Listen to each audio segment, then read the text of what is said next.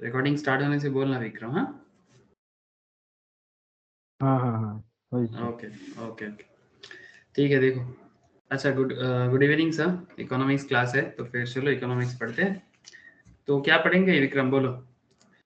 अच्छा विक्रम, तेरे को याद है ये हम लोग लास्ट वीक बिजनेस साइकिल के बारे में डिस्कशन किए थे, याद है क्या? बिजनेस साइकिल, हाँ बता।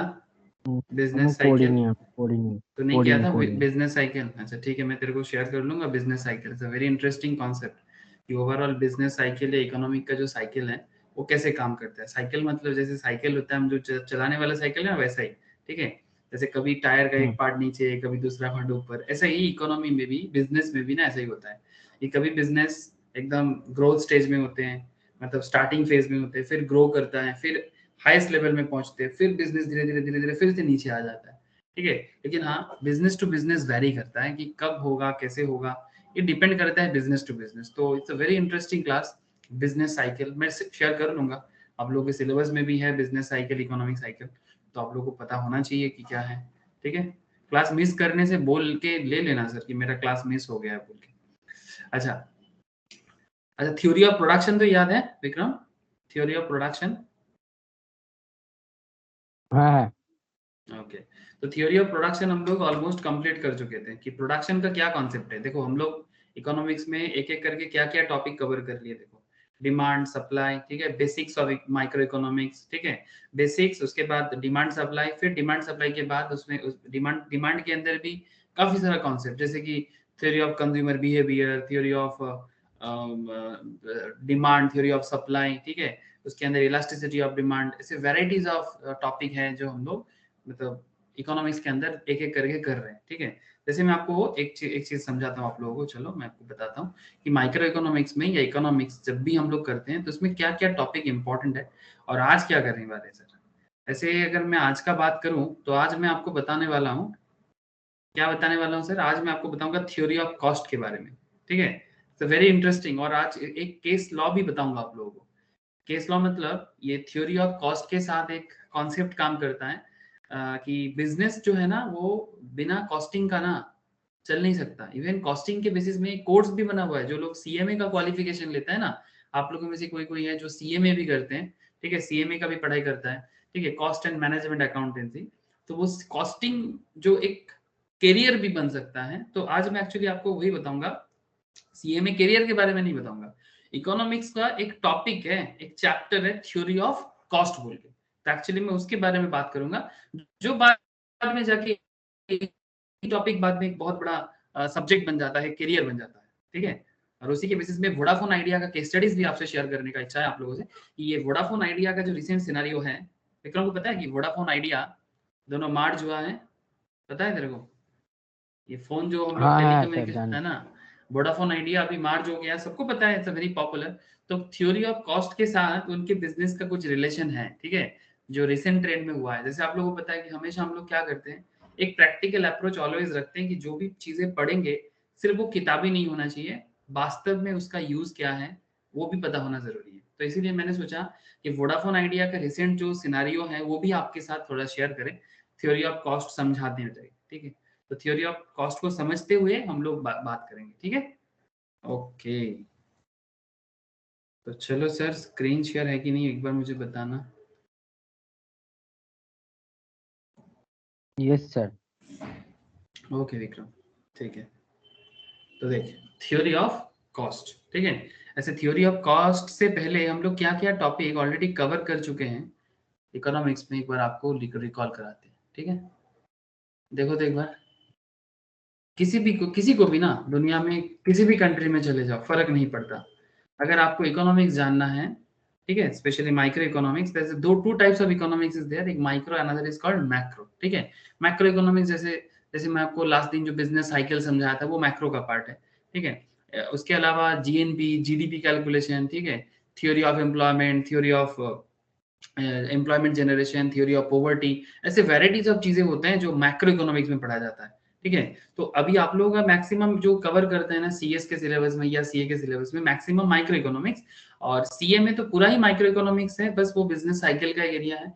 और अगर मैं कंपनी सेक्रेटरीज की बात करूँ तो उसमें थोड़ा सा मैक्रो इकोनॉमिक लेवल में जैसे बिजनेस साइकिल, जीएनपी, जीडीपी का एक थोड़ा छोटा मोटा एरिया दिया हुआ है, ठीक है। लेकिन बाकी जो पूरा एरिया है ना, जब भी मैं बात करता हूँ इकोनॉमिक्स का या माइक्रो इकोनॉमिक्स का, तो उसमें आपको क्या क्या पता होना चाहिए?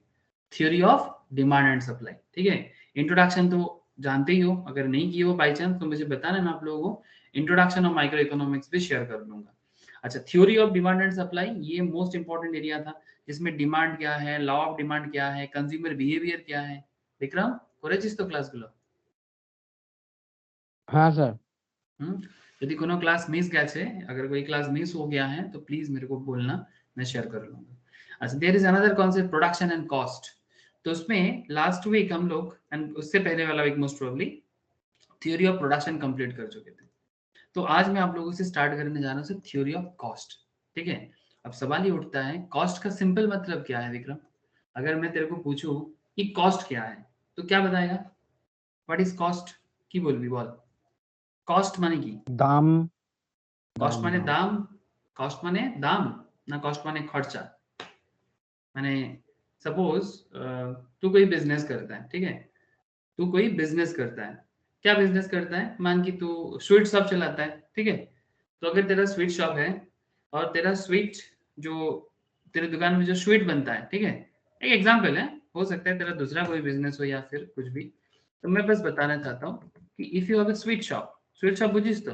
अरे हाँ सर, मिष्टी दुकान। मिष्टिर दुकान। तो मिठाई के दुकान में बड़ा सिंपल बात कर रहा हूँ आपसे, ठीक है। बड़ा सिंपल बात कर रहा हूँ, सपोज यू हैव मिष्टी का दुकान या स्वीट का शॉप है।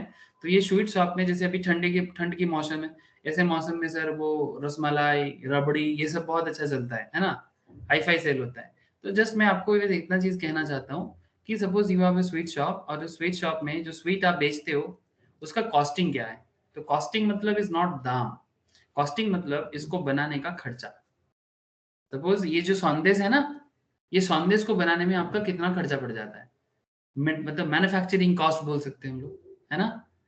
इसके बाद इस पे प्रॉफिट लगा के उसका सेल प्राइस बनता है। समझ में आ रही बात? समझ में कुछ आया? कॉस्ट और सेल हाँ प्राइस सर। में फर्क। हाँ सर। दाम मतलब होता है सेल प्राइस, हम्म। है ना। कॉस्टिंग मतलब जिसको हम लोग बंगाली में या हिंदी में क्या बोलते हैं? खर्चा, है ना। खर्चा बोलते हैं कि नहीं बोलते? क्या बोलते रे? हाँ सर, खर्चे ही बोल रहे। खर्चा बोले, यस। और सेल प्राइस मतलब दाम, जिसको हम लोग दाम नॉर्मली बोलते हैं कि भाई दाम कितना है। तो दाम में प्रॉफिट इंक्लूड होता है ना। अरे सपोज ये जो स्वीट मैं आपको शो कर रहा हूँ, suppose this is a sweet, ये कोरोना स्वीट है, हाँ। ये कोरोना मिठाई है, ठीक है। सपोज ये कोरोना मिठाई, हाँ सीरियसली कोरोना मिठाई देख, कोरोना मिठाई ना, एकदम एग्जैक्टली लुक लाइक अ कोरोना। ये कोरोना का इमेज ऐसे ही दिखने में होता है। तो सपोज इसको बनाने में आपका खर्चा पड़ा से फॉर एग्जाम्पल 20 रुपीज, ठीक है। इस मिठाई का कॉस्टिंग पड़ा। आप इसमें प्रॉफिट लगा के 20 का मिठाई 25 में सेल करते हो, ठीक है। सो 20 is your cost and 5 is your profit. तो ओवरऑल इसका दाम क्या बन जाएगा? 25। या सेल प्राइस क्या पड़ जाएगा? 25। तो this is the basic difference between दाम या सेल प्राइस के साथ कॉस्ट का। अब ये कॉस्टिंग एक बहुत बड़ा बात है सर। ये कॉस्टिंग जो है ना sir, it's a very big thing. Sir big thing क्यों? बिकॉज विदाउट कॉस्टिंग दुनिया का बड़ा बड़ा बिजनेस फेलियर सर। कॉस्टिंग बिना तो बिजनेस का चक्का तक नहीं हिलता। सर क्या बात करते हो? सर आप लोग मतलब आप लोग जब छोटे थे ना, स्कूल में पढ़ते थे, ऑन दैट टाइम आप लोग 7, 8 या 9 स्टैंडर्ड में, इवन 6 में भी हो सकता है, मुझे एग्जैक्टली नहीं पता चल रहा है, मतलब याद नहीं आ रहा है। 6 स्टैंडर्ड, 7 स्टैंडर्ड या 8 स्टैंडर्ड में आप लोग प्रॉफिट लॉस का सम्स नहीं करते थे? लाभ खोती रे, हाँ सर। हाँ, प्रॉफिट लॉस का क्वेश्चंस। हाँ। तो एग्जैक्टली ये जो हम्म। थ्योरी ऑफ कॉस्ट है is very much relevant with that profit and loss questions जो आप लोग बचपन में करते थे। लेकिन अभी आप लोग ना सिर्फ प्रॉफिट लॉस नहीं करोगे, आपको यहाँ पर ना बिजनेस को रन करना है। तो थ्योरी ऑफ कॉस्ट इकोनॉमिक्स में एक बड़ा इंपॉर्टेंट कॉन्सेप्ट रखता है। जैसे मैं एक एग्जांपल ले सकता हूँ। मतलब मिठाई दुकान में एक मिठाई क्या दाम में बनेगा, ठीक है, और क्या दाम में सेल होगा, तो उसका बनने का खर्चा मतलब कॉस्टिंग, और उसमें कितना प्रॉफिट आप लगाओगे, it's a very vital thing. जैसे अगर सिर्फ मिठाई शॉप क्यों, और भी बिजनेसेस है आप टेक्नोलॉजी में, जैसे मानो कि जियो का पैकेज, हाँ सर, जियो जियो टैरिफ, अगर मैं आपको बताऊं कि सर जियो का करेंटली टैरिफ क्या चल रहा है, यूज तो करते होंगे फोन, अरे क्या बोलते हो, फोन यूज करते कि नहीं करते सर, फोन में ही तो पढ़ाई कर रहे हैं, यस। ठीक है।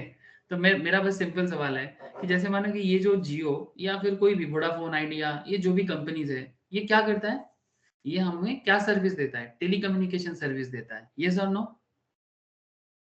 Companies like Jio yes. Vodafone, this is the telecommunication service. अब देखो आपको एक सर्विस दे रहा है जिसमें आपको डेटा प्लान भी है और आपका कॉलिंग सुविधा भी है। तो जियो क्या बता रहा है सर, 719 में 84 डेज 2 GB पर डे, ध्यान से सुनना विक्रम, ध्यान से सुनना, 719 का प्लान है, 84 डेज का वैलिडिटी है, 2 GB per day data provide करेगा, ठीक है, और जियो ऐप सब्सक्रिप्शन में मिलेगा, ठीक है। तो इसका दाम है 719, इसका प्राइस है 719। तो यहाँ पर एक बहुत बड़ा सवाल है कि सर 719 कैसे रेडी हुआ, वाई नॉट 519, 519 में बेचने में क्या प्रॉब्लम होता, या 219 में बेचने में क्या प्रॉब्लम होता, 119 में क्या प्रॉब्लम हो जाता, वाई 719 या 919 क्यों नहीं कर दिया, 919 भी कर सकता था इस प्लान को। 666 का प्लान था, इससे पहले 1 मंथ बैक, ये सब प्लान का प्राइस बढ़ा है कि मतलब रिसेंटली बढ़ा है ना दाम, विक्रम तेरे को खबर है, फोन का जो रिचार्ज वगैरह का हाँ यस प्राइस सर। है, हाँ सबको पता है, हाँ ये तो सबको पता है कि दाम बढ़ गया। तो दाम क्यों बढ़ाया, क्योंकि कंपनी को मुश्किल हो रहा था, लॉस हो जा रहा था कंपनीज के लिए, खर्चा बढ़ गया। कैसे खर्चा बढ़ गया सर, ये कैसे पता करेंगे, इसीलिए ना मैंने एक केस स्टडीज भी रेडी किया, आप लोगों को बताऊंगा। इसलिए ये वोडाफोन आइडिया का ना बिजनेस सिचुएशन अच्छा नहीं चल रहा है, ये तो वोडाफोन और आइडिया मार्च किया था ताकि वो लोग अपने आप को सरवाइव कर पाए। लेकिन क्या हो रहा है ना सर, आजकल ये वोडाफोन आइडिया का बिजनेस में इतना प्रॉब्लम चल रहा है कि ये लॉस मेकिंग सिचुएशन में पड़ गया, इतना ज्यादा लॉस है इसका कि ये गवर्नमेंट के पास तो 2 बार ये भी बोल चुका है कि उसको मतलब माफ कर दो, ऐसे टाइप का, मतलब वो बिजनेस नहीं चला पा रहे। और ऊपर से जियो का जो पैकेज है उसके साथ लड़ने में दिक्कत हो रहा है, तो बिजनेस ना मुश्किल में पड़ रहा है। कौन, वोडाफोन आइडिया। लेकिन एयरटेल अपने आप को बचा रहा है सर, एयरटेल अपने आप को सर्वाइव कर लिया, वो भी लॉस में है बट उसका लॉस धीरे धीरे रिकवर कर रहा है। But Vodafone idea loss recovery तो बहुत दूर की बात, मतलब वोडाफोन आइडिया को बहुत मुश्किल हो रहा है। अब देखना ही है कि क्या वोडाफोन आइडिया अपने आप को सर्वाइव कर पाएगा। जैसे यहाँ पर क्या है, ये स्टडीज, ये नॉर्मली स्टॉक मार्केट लेवल में जो लोग स्टडीज करते हैं ना, उनके लिए बहुत ही वाइटल डिस्कशन है। सर स्टॉक मार्केट क्यों, बिकॉज वोडाफोन आइडिया का बिजनेस को समझने के लिए स्टॉक मार्केट में लोग इन्वेस्ट करते हैं, तो उनके लिए ये वाला समझना बहुत जरूरी है। बिकॉज ये जो मुद्दा है ना, ये पूरा कॉस्टिंग से जुड़ा हुआ मुद्दा है, इट्स प्योरली कॉस्ट का मैटर है, इकोनॉमिक्स का ये वाला एरिया जो कॉस्ट से जुड़ा हुआ है। अगर आप कॉस्टिंग ठीक ठाक मैनेज नहीं कर पाते हो तो आपका रेवेन्यू नहीं आएगा। Sir what is the meaning of revenue, revenue मतलब अर्निंग, है ना, क्या रे, रेवेन्यू मतलब क्या, अर्निंग। अर्निंग, है ना, रेवेन्यू मीन्स अर्निंग। अगर आप रेवेन्यू मैनेज नहीं कर पाते, रेवेन्यू किस पे डिपेंड करता है, कॉस्ट पे। मतलब आपको, जैसे जियो जो सर्विस प्रोवाइड कर रहा है या वोडाफोन जो सर्विस प्रोवाइड कर रहा है, ये सर्विस प्रोवाइड करने में अगर 719 या 666 में 84 डेज के प्लान में 1.5 GB डेटा प्रोवाइड कर रहा है, तो इसके पीछे जियो का खर्चा है ना, तभी तो वो खर्चा के साथ साथ उसमें प्रॉफिट लगा के तो आपको दे रहा है ना, क्या रे। जैसे ये सर्विस प्रोवाइड करने में जियो का टावर है, जियो का केबल लाइन है, डिफरेंट इंफ्रास्ट्रक्चर है, तभी तो आपको दे पाता है, या फिर ऐसे ही दे देता हवा से। पता है आप लोगों को ये जो जियो फाइबर वगैरह या फिर जियो का जो नेटवर्क है, ये पूरा वर्ल्ड वाइड किस तरह से मतलब बिछाया गया है, हाँ जानते हो कि कितना खर्चा पड़ जाता है इस तरह का काम करने से, हाँ पता है क्या नहीं, आइडिया है कोई, बहुत बड़ा सा नेटवर्क बिछाना पड़ता है। স্যার এখন আবার সে নতুন করে আবার কিসব স্যাটেলাইটের মাধ্যমে ये কিসব হয় सैटेलाइट শুনলাম। नेटवर्क होगा, टेस्ला लाएगा, टेस्ला लाएगा सैटेलाइट नेटवर्क, ठीक है।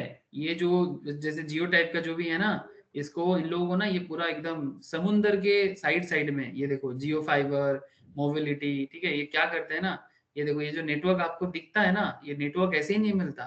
ये नेटवर्क देने के लिए इनको बहुत इंफ्रास्ट्रक्चर में खर्चा करना पड़ता है। तभी जाके भारत का डिफरेंट, मतलब बेसिकली मैक्सिमम केस में ना ये समुंदर के नीचे से इनका लाइन लगा हुआ है, मतलब जो नेटवर्क है ना वो केबल के थ्रू से समुंदर के नीचे नीचे से इसको वो लोगों ने पूरा स्प्रेड करके रखा, ठीक है, इंफ्रास्ट्रक्चर बनाया, तब जाके आज हम आप घर में बैठ के क्लास कर पा रहे हैं, ठीक है। तो इनके पीछे इनका इंफ्रास्ट्रक्चर कॉस्ट बहुत है। तो ये इंफ्रास्ट्रक्चर कॉस्ट अगर किसी इंसान को वो 666 का प्लान दे रहा है 84 डेज के लिए 1.5 जीबी पर डे, इसका मतलब इसका कॉस्टिंग है, फिर कॉस्टिंग में अपना कुछ प्रॉफिट भी लगाया और फिर वो हमें सेल कर रहा है। समझ में आ रहा है ना सर? तो इसलिए costing is a very important part. जब तक आपको से फॉर एग्जांपल 666 का जो प्लान जियो का बता रहा हूं मैं, ठीक है, हो सकता है मुझे नहीं पता कि इसका एग्जैक्टली कॉस्टिंग कितना पड़ेगा, बट मे बी ऐसा हो सकता है कि इसका कॉस्टिंग पड़ जाता है 500 और जियो को पर पैकेजिंग में मतलब प्रॉफिट लगा के या फिर एक्स्ट्रा खर्चा लगा के या फिर वो 166 इतना प्रॉफिट नहीं करता, ये बहुत ज्यादा बोल दिया मैंने, ठीक है, 10% के आसपास प्रॉफिट कर सकता है, ठीक है, 10-15% प्रॉफिट कर सकता है। तो अगर हो सकता है कि 600 का कॉस्टिंग पड़ता है तो 600 में 66 जो है वो उसका प्रॉफिट है, तो मेरा एक रिचार्ज में उसको 66 का प्रॉफिट या फिर 100 का प्रॉफिट, व्हाटएवर जो भी हो, लेकिन अल्टीमेटली बिजनेस कॉस्ट के बेसिस में ही चलता है। Is this point clear sir? Business जो चलता है ये कॉस्ट के बेसिस में चलता है, ठीक है। तो मैं आपको आगे आगे बताऊंगा कि ये कॉस्टिंग जो है ये वोडाफोन आइडिया के केस में क्या प्रॉब्लम डाल दिया, ठीक है। लेकिन उससे पहले इसके लिए काफी कुछ डेटा है मेरे पास जो मैं आपसे शेयर करूंगा। और स्टॉक मार्केट में इन्वेस्टमेंट के बारे में जो लोग सोचते हैं ना उनको भी बड़ा हेल्प होता है कि सर वोडाफोन आइडिया में क्या प्रॉब्लम है, क्या इन्वेस्ट करना चाहिए नहीं करना चाहिए, बहुत लोग मुझे पूछते रहते हैं सर, ठीक है। जैसे आप तो नहीं करते हो शेयर मार्केट मुझे पता है, बट बहुत सारे लोग करते हैं सर, ठीक है। जैसे वी का शेयर प्राइस ऐसे सर्च करते हैं ना, वी शेयर प्राइस आपको दिख जाएगा, ये देखो, ये वोडाफोन आइडिया का शेयर प्राइस है। ये अगर लास्ट 1 ईयर में आप देखते हो इसका शेयर कभी 10 टका हुआ करता था, अभी 14 रुपीज हुआ है, ठीक है, रिसेंटली थोड़ा इंक्रीज हुआ है। कभी एक जमाना था जब इसका एक शेयर का दाम वोडाफोन आइडिया का कभी 100 रुपीज भी हुआ करता था, ठीक है। पहले तो ये एक था, एक साथ नहीं था, अलग अलग था, वोडाफोन अपना था, आइडिया अपना था, अलग अलग था। बट बाद में ये मार्ज हुआ। मार्ज इसलिए हुआ था बिकॉज इनको एक साथ जियो या एयरटेल जैसे कंपनीज को ना पंगा लेना था, लेकिन मुश्किल में पड़ गया ये लोग, ठीक है। मेनली मुश्किल में क्या है, ये अपना इंफ्रास्ट्रक्चर बनाने में मुश्किल पड़ गया और कॉस्ट नहीं संभाल पाया। कॉस्ट नहीं संभाल पाया तभी मुश्किल में पड़ा, तभी इनका इकोनॉमी डाउन में गया, ठीक है। अभी ये इनके मन में सबसे बड़ा जो सवाल है कि क्या मैं वोडाफोन आइडिया को बचा पाऊंगा, ठीक है, दैट इज द बिग सवाल। लेकिन ये सब चीजें किस पे डिपेंड करता है, ये सब चीज डिपेंड करता है प्रोडक्शन पे, कॉस्ट पे। तो हमारा डिस्कशन क्या है sir, what is our discussion? Our discussion is theory of cost. बुझा যাচ্ছে? अरे हाँ सर। ओके, चलो फिर थ्योरी ऑफ कॉस्ट को बात करते हैं और फिर बीच बीच में हम लोग वोडाफोन आइडिया का मैटर देखेंगे, ठीक है। ओके ओके, प्रोडक्शन हो गया था, कॉस्ट, ठीक है। तो कॉस्ट एनालिसिस सबसे पहले तो आपसे बात करूंगा सर, थ्योरी ऑफ कॉस्ट है क्या, ठीक है। थ्योरी ऑफ कॉस्ट है क्या? प्रोडक्शन कॉस्ट एक साथ नाम नॉर्मली आ जाता है, theory of production and cost. तो अभी प्रोडक्शन नहीं कॉस्ट में बात करेंगे। तो sir what is cost analysis? What is cost analysis? Sir क्या कहते हैं, देखो, cost analysis refers to the study of behaviour of cost in relation to one or more production criteria. क्या बताएं sir? Cost analysis refers to the study of the behavior of cost in relation to one or more production criteria, namely size of output। मतलब आप जो product बनाते हो, कितना product बनाते हो आप, कितना आउटपुट है उसका, कि मतलब जो भी प्रोडक्शन या सर्विस आपका है उसमें आउटपुट का साइज कितना है, कितना लोगों को प्रोडक्ट डिस्ट्रीब्यूट करोगे, कितना लोगों को सर्विस दोगे, ठीक है। स्केल ऑफ ऑपरेशंस क्या है? स्केल ऑफ ऑपरेशंस मतलब कितना बड़ा है आपका काम, छोटा है कि बड़ा है, ठीक है। सबसे ये डिपेंड करता है कि क्या आपको एक पूरा शहर को डिस्ट्रीब्यूट करना है या फिर नहीं एक छोटा सा गांव में डिस्ट्रीब्यूट करना है, इस काइंड ऑफ दैट, ठीक है। एक लोगों के लिए है या 10 लोगों के लिए है या 1000 लोगों के लिए है, तो ये डिपेंड करता है, साइज ऑफ आउटपुट पे डिपेंड करता है, स्केल ऑफ ऑपरेशंस पे डिपेंड करता है, prices of factors of production. Sir factor of production क्या है? हाँ विक्रम बोलते बार भी, फैक्टर ऑफ प्रोडक्शन। ना sir. Sir factors of production का मतलब होता है, ये मैं प्रोडक्शन चैप्टर में आप लोगों को समझाया था, आई थिंक तुम मिस किया। फैक्टर ऑफ प्रोडक्शन का मतलब होता है कि अगर आपको दुनिया में कोई भी चीज बिल्ड करना हो, whatever you want to build in this world. Suppose you want to build any product. Suppose आपको एक नूडल्स का फैक्ट्री करना है मैगी जैसा, बात समझ में आ रहा है? या फिर आपको ज्वेलरी फैक्ट्री बनाना है, जो करना है करो, ज्वेलरी फैक्ट्री बनाओ, नूडल्स फैक्ट्री बनाओ, बट आपको 4 चीजें चाहिए सर दुनिया में, इस पूरा वर्ल्ड में किसी भी फैक्ट्री या कोई भी बिजनेस करने के लिए यू नीड 4 फैक्टर्स। क्या है सर? 4 factors of production. क्या क्या है सर? आपको एक लैंड का जरूरत है, ये सर नो, क्या कहते हो? बिना लैंड का क्या कर पाओगे, है ना? जमीन तो चाहिए आपको, बिना जमीन का फैक्ट्री लगा पाओगे क्या? प्रोडक्शन कर पाओगे? चाहे नूडल्स का फैक्ट्री हो या ज्वेलरी का, whatever you want to do, you need a land. आपको लेबर की जरूरत है, लेबर आप खुद दो या फिर बाहर से किसी को आप बोलो कि भाई मेरे फैक्ट्री में काम करो, या फिर आप खुद भी लेबर का काम कर सकते हो। लेबर मतलब श्रम देना, लेबर का मतलब क्या होता है? श्रम देना। श्रम समझते हो? परिश्रम करके उस पर्टिकुलर बिजनेस को रेडी करना, चाहे वो मैनुअल लेबर हो या फिर मैनुअल लेबर हो या नॉन मैनुअल। नॉन मैनुअल मतलब, मैनुअल मतलब जो शक्ति दिखाने का काम है, मतलब बोरा बस्ता उठाना पड़ेगा, ठीक है, भारी भरकम चीजें उठाना पड़ेगा, उसको बोलते हैं मैनुअल लेबर। और एक होता है sir mental labour. Mental labour मतलब, मेंटल लेबर मतलब कोई टेक्नीशियन हो ये सब। यस, टेक्निकल, जैसे आप लोग जैसे बनोगे चार्टर्ड सीएस, ये तो क्या है? टेक्निकल लेबर, है ना? ये भी लेबर है, इकोनॉमी में सब लेबर, ठीक है। लेकिन कोई स्किल्ड है, कोई अनस्किल्ड है, तो जो भी हो, बिजनेस की जरूरत के हिसाब से आप लैंड दे दो, लेबर दे दो, ठीक है। आपको कैपिटल की जरूरत है sir, you need capital also. बिना पूंजी का क्या करा करोगे? कुछ नहीं कर पाओगे। तो you need land, you need labour, you need capital, और क्या चाहिए आपको?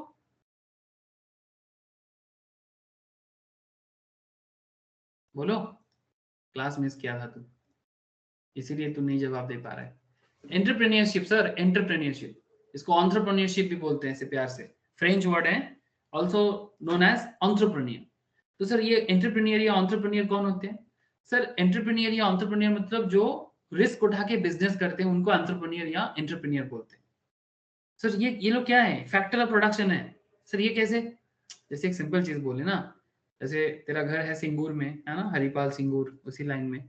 जैसे एक सिंपल सा सवाल मैं तेरे सामने रखता हूँ, तो मेरे को बता, तुम लोग के उधर टाटा का एक फैक्ट्री बनने वाला था ना? अरे ये तो पता है तेरे को, टाटा का फैक्ट्री।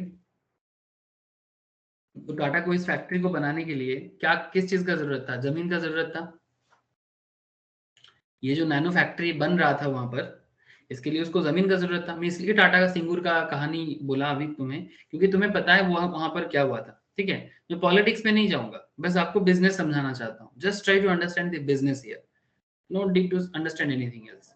तो जैसे मानो नैनो का फैक्ट्री के लिए लैंड चाहिए, तो गवर्नमेंट ऑफ वेस्ट बंगाल ने लैंड दिया था। लेबर भी लोकल एरिया से मिल जाएगा, ऐसा ही शर्त था कि लोकल लोगों को ही जॉब देना है। तो लैंड, लेबर, अच्छा कैपिटल किसका था? टाटा का खुद का था। अरे कैपिटल कौन दे रहा था? टाटा खुद दे रहा था। तो लैंड, लेबर और कैपिटल, और क्या है? एंटरप्रेन्योरशिप। एंटरप्रेन्योर कौन है? टाटा खुद है ना, रतन टाटा जी, उन्हीं के लीडरशिप में बन रहा था। तो तभी ये 4 चीज होगा, तभी ना बिजनेस बनेगा।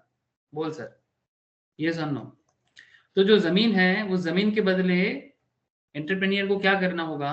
रेंट देना होगा, है ना, या फिर बाई करना होगा, ठीक है। कई बार मतलब डेली लेवल में क्या होता है, कोई कोई रेंट ले लेते हैं, कोई कोई खरीद लेता है। तो जो भी करो, तो मैं यहाँ पर मान के चलता हूँ कि लैंड के बदले आपने रेंट दिया, ठीक है।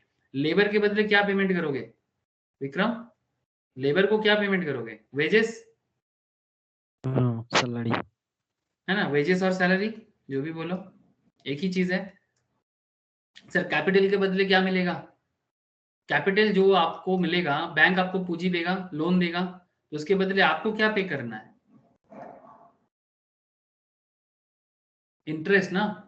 अरे बैंक लोन देगा तभी तुम्हारे पास कैपिटल आएगा, और कैपिटल आएगा तो उसके बदले आपको क्या पेमेंट करना होगा? इंटरेस्ट। Thank you sir. और जो रिस्क उठा के बिजनेस कर रहा है, जैसे रतन टाटा रिस्क उठा के बिजनेस करने के लिए पहुंचा था सिंगूर में, ठीक है, बना नहीं, पॉलिटिकल रीजन है, वो अलग बात। बट एंटरप्रेन्योरशिप इतना बिजनेस करके क्या लेगा? प्रॉफिट। ये सुन लो, एंटरप्रेन्योर इतना बिजनेस करके क्या करेगा? प्रॉफिट लेगा। तो अगर मैं बिजनेस के एंगल से सोचूं, ऐसे आप लोगों को पता है ना, business is a separate legal entity, yes ना। पहले पढ़े हैं हम लोग, business is a separate legal entity. तो बिजनेस अपने जरूरत के हिसाब से लैंड लिया, लेबर लिया, कैपिटल लिया, एंटरप्रेन्योर लिया। तो लैंड के बदले रेंट दिया, लेबर के बदले वेजेस दिया, कैपिटल के बदले इंटरेस्ट दिया, एंटरप्रेन्योरशिप के बदले प्रॉफिट दिया। ठीक है, तो ये जो रेंट है, ठीक है, अच्छा ये जो लैंड है, ये जो लेबर है, ये जो कैपिटल है और ये जो एंटरप्रेन्योरशिप है, ये सब क्या है sir? These are called factor of production. क्या कहते हैं इनको? इनको कहते हैं फैक्टर ऑफ प्रोडक्शन। तो सर ये बाकी जो रेंट, वेजेस, इंटरेस्ट, प्रॉफिट, इसको क्या बोलेंगे? These are called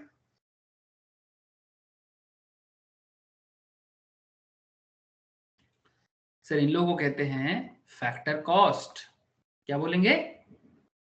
factor cost. समझ में आ रहा है ना? बिजनेस के लिए यही सब तो खर्चा होगा।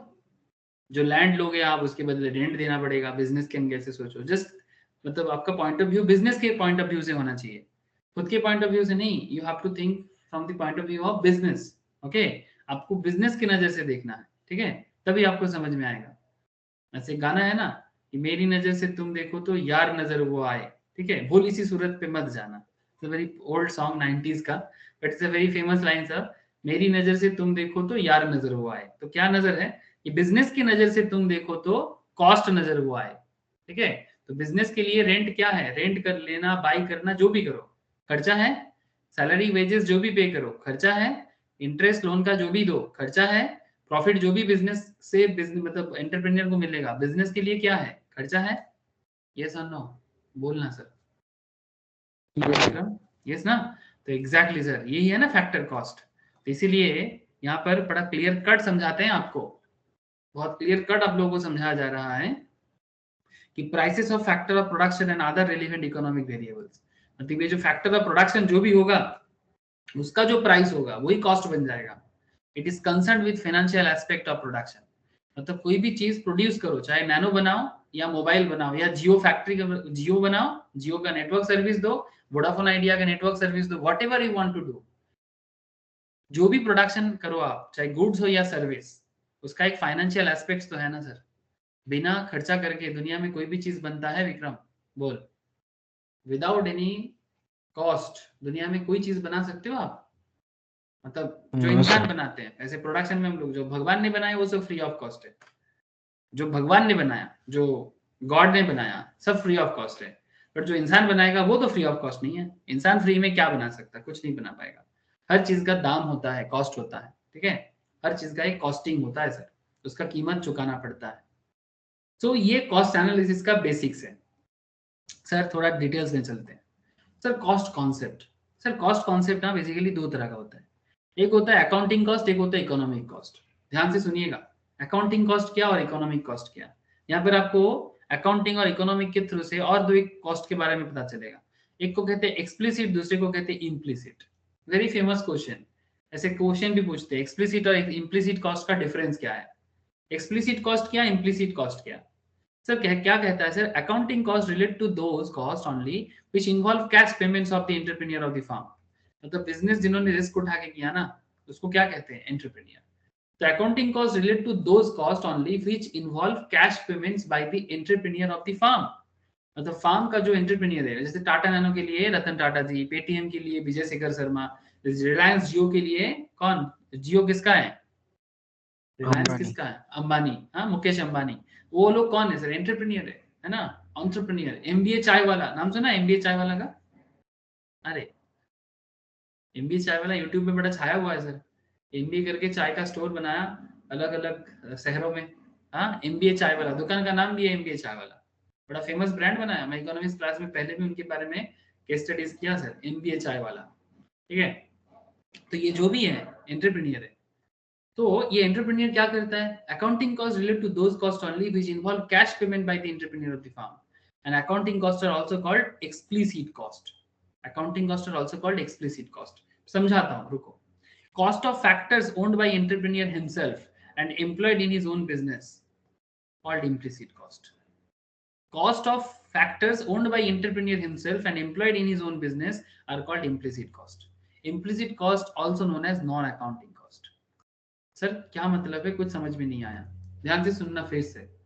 एक्चुअली क्या है ना, पहले आप नॉन अकाउंटिंग समझो, लेकिन उसके बाद आपको अकाउंटिंग समझाता हूँ। अकाउंटिंग का ही दूसरा नाम है एक्सप्लिसिट कॉस्ट, और नॉन अकाउंटिंग का दूसरा नाम है इम्प्लिसिट कॉस्ट। अब ये नॉन अकाउंटिंग कॉस्ट क्या है, देखो सर, अभी इतना देर से मैं आपको कुछ चीजें समझा रहा था। जैसे मैं आपको इतना देर से समझा रहा था ना कि अगर आप लैंड लेते हो तो आपको रेंट देना पड़ता है, अगर आप लेबर देते हो तो आपको वेजेस देना पड़ता है, अगर आप कैपिटल लेते हो तो आपको इंटरेस्ट देना पड़ता है, और अगर आप एंटरप्रेन्योरशिप देते हो तो प्रॉफिट देना पड़ता है। और ये रेंट, वेजेस, इंटरेस्ट, प्रॉफिट क्या हो जाता है, कॉस्ट हो जाता है। लेकिन there is a big question sir, कि सर अगर किसी का खुद का लैंड हो तो उसको अगर बाहर से परचेज ना करना हो तो क्या उसको रेंट देना पड़ेगा? सपोज आपके पास खुद का जमीन है, खुद का जमीन है, you have your own land और ओन प्रॉपर्टी। तो बिजनेस करने के लिए अगर आपके पास जमीन है तो क्या, कहाँ से मिला? ऑब्वियसली आपके पूर्वज से मिला, जो भी आपके एंसेस्टर्स है, ठीक है, जो आपके पुराने फोर फादर्स जो भी हैं आपका, ठीक है, उन्होंने आपके लिए जमीन छोड़ के गया। आपका अच्छा मतलब सौभाग्य है आपका कि आपको मिल गया फ्री में, ठीक है, that's a different issue sir. तो कहने का मतलब है कि if you have your own land और ओन प्रॉपर्टी, तो क्या आप रेंट लोगे या बाई करोगे? हाँ विक्रम बोल। নো স্যার, কিন্তু স্যার ওই জায়গাটা নিজের নামে করতে গেলে তো সেই খরচা তো করতেই হবে। खर्चा कुछ भी, बट सपोज वो जमीन अगर किसी और, मतलब अगर सेम बिजनेस किसी और को करना होता जिसके पास जमीन नहीं है, उसको तो खर्चा करना पड़ता यस सर। है ना। तो कहने का मतलब ये है यहाँ पर कि जब आप किसी प्रोडक्ट का प्राइस डिसाइड करोगे, कॉस्ट डिसाइड करोगे, देखो ये मैं आपको कितना देर से समझा रहा हूँ कि सपोज जियो बना रहे हो या मैगी पैकेट बना रहे हो या मिष्टी का दुकान बनाओ, ठीक है, जो भी कॉस्टिंग है ना वो सोच समझ के डिसाइड करना होता है, बिकॉज आप अकेले नहीं होते हो, और भी मार्केट में बिजनेसमैन होते हैं। तो आप ऑब्वियसली चाहते हो कि आपका प्रोडक्ट सस्ता हो, लेकिन जब प्रोडक्ट का कॉस्टिंग डिसाइड किया जाता है ना सर, प्रोडक्ट का कॉस्ट डिसाइड किया जाता है, तब हर एक पैरामीटर को चेक किया जाता है कि ये पर्टिकुलर प्रोडक्ट क्या दाम में सेल हो सकता है। तो कॉस्टिंग में आपको ये सब चीजें देखना पड़ता है कि अगर आपका लैंड है तो उसका रेंट भी आपका खर्चा है बिजनेस करने का। अगर आप बिजनेस में लेबर यूज कर रहे हो, लेबर को जो पेमेंट आपको करना पड़ता है वो आपका बिजनेस का खर्चा है। आपने जो कैपिटल उठाया मार्केट से, जो पूंजी उठाया बैंक से या किसी भी इंस्टीट्यूशन से, फाइनेंशियल इंस्टीट्यूशन से, उसका इंटरेस्ट आपको रिपे करना पड़ता है। अगर आप ठीक है, मैं इंटरप्रेन्योर का प्रॉफिट को अगर 2 मिनट साइड में रख दो, साइड में नहीं रखना चाहिए, बिजनेस के लिए तो ये कॉस्ट ही है, बट प्रॉफिट को मैं 2 मिनट साइड रख सकता हूँ। लेकिन ये तीनों चीजें, इसके बिना तो चीज मतलब कोई भी प्रोडक्ट या सर्विस बना ही नहीं सकते आप। हाँ, चाहे प्रोडक्ट हो या services, without this things you can't. लेकिन सपोज किसी का ये कुछ बेनिफिट मिल गया कि जमीन खुद का है, भाड़े का जरूरत नहीं है, लेबर ऐसे भी हो सकते हैं कि लेबर बाहर से लेने का जरूरत नहीं है, आप खुद ही वो काम कर सकते हो, तो आप वेजेस और सैलरी बचा सकते हो। कैपिटल आपके पास पहले से ही है जो अभी आपको चाहिए था, बाद में जरूरत पड़ेगा वो बाद में देखा जाएगा। तो आप अगर ऐसी चीजें बचा सकते हो किसी कारण से, तो this is your advantage. But product cost में आपको कंसिडर करना चाहिए, तभी आप ट्रू कॉस्ट निकाल पाओगे। बिकॉज मार्केट में बाकी लोग जिनके पास अपना जमीन नहीं है, जिनके पास लेबर नहीं है, जिनके पास कैपिटल नहीं है, उनको तो बाहर से ही लेना पड़ेगा। तो if you want to find out the true cost कि भाई ऐसे प्रोडक्ट बनाने में कॉस्ट कितना आता है, तो आपको ये कंसिडर करना चाहिए। वो अलग बात कि आप बाद में थोड़ा कम दाम में दे सकते हो, because you have your own land, you can provide your own labour, you can provide your own capital, आपको बाहर से लेने का जरूरत नहीं होता। बट ऐसा किस्मत सबका नहीं होता, मैक्सिमम का नहीं होता। कई कबार कभी कभी ऐसे देखने को मिल जाता है, किसी अपॉर्चुनिटी आ जाता है, लेकिन ज्यादातर केस में ऐसा बिल्कुल नहीं होता। कुछ समझ में आ रहा है विक्रम? यस बोल, सर। है ना। तो जब आपको ट्रू कॉस्ट फाइंड करना है, आपको ये सब चीजें कंसिडर करना होगा। मार्केट में जमीन का क्या रेंट चल रहा है, प्रॉपर्टी का क्या रेंट चल रहा है, लेबर का या वेजेस का क्या रेट चल रहा है, कैपिटल का क्या इंटरेस्ट चल रहा है, जो आपके प्रोडक्ट कॉस्ट के अंदर इंक्लूड होना चाहिए। अगर आप ऐसे इंक्लूड नहीं करते हो ना, तो बड़े से बड़ा बिजनेस फेलियर हो जाता है सर, चाहे कितना बड़ा भी ब्रांड हो। आप देखा ना वोडाफोन आइडिया का सिचुएशन, अभी तो कुछ दिखाया नहीं आपको, इतना बड़ा बिजनेस, लेकिन सर बिजनेस अपने आप को बचा नहीं पा रहा है। हाँ, कहाँ मुश्किल हो गया बिजनेस को।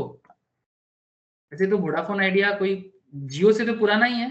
अरे वोडाफोन आइडिया जियो से पुराना है कि नया है? पुराना है। पुराना है।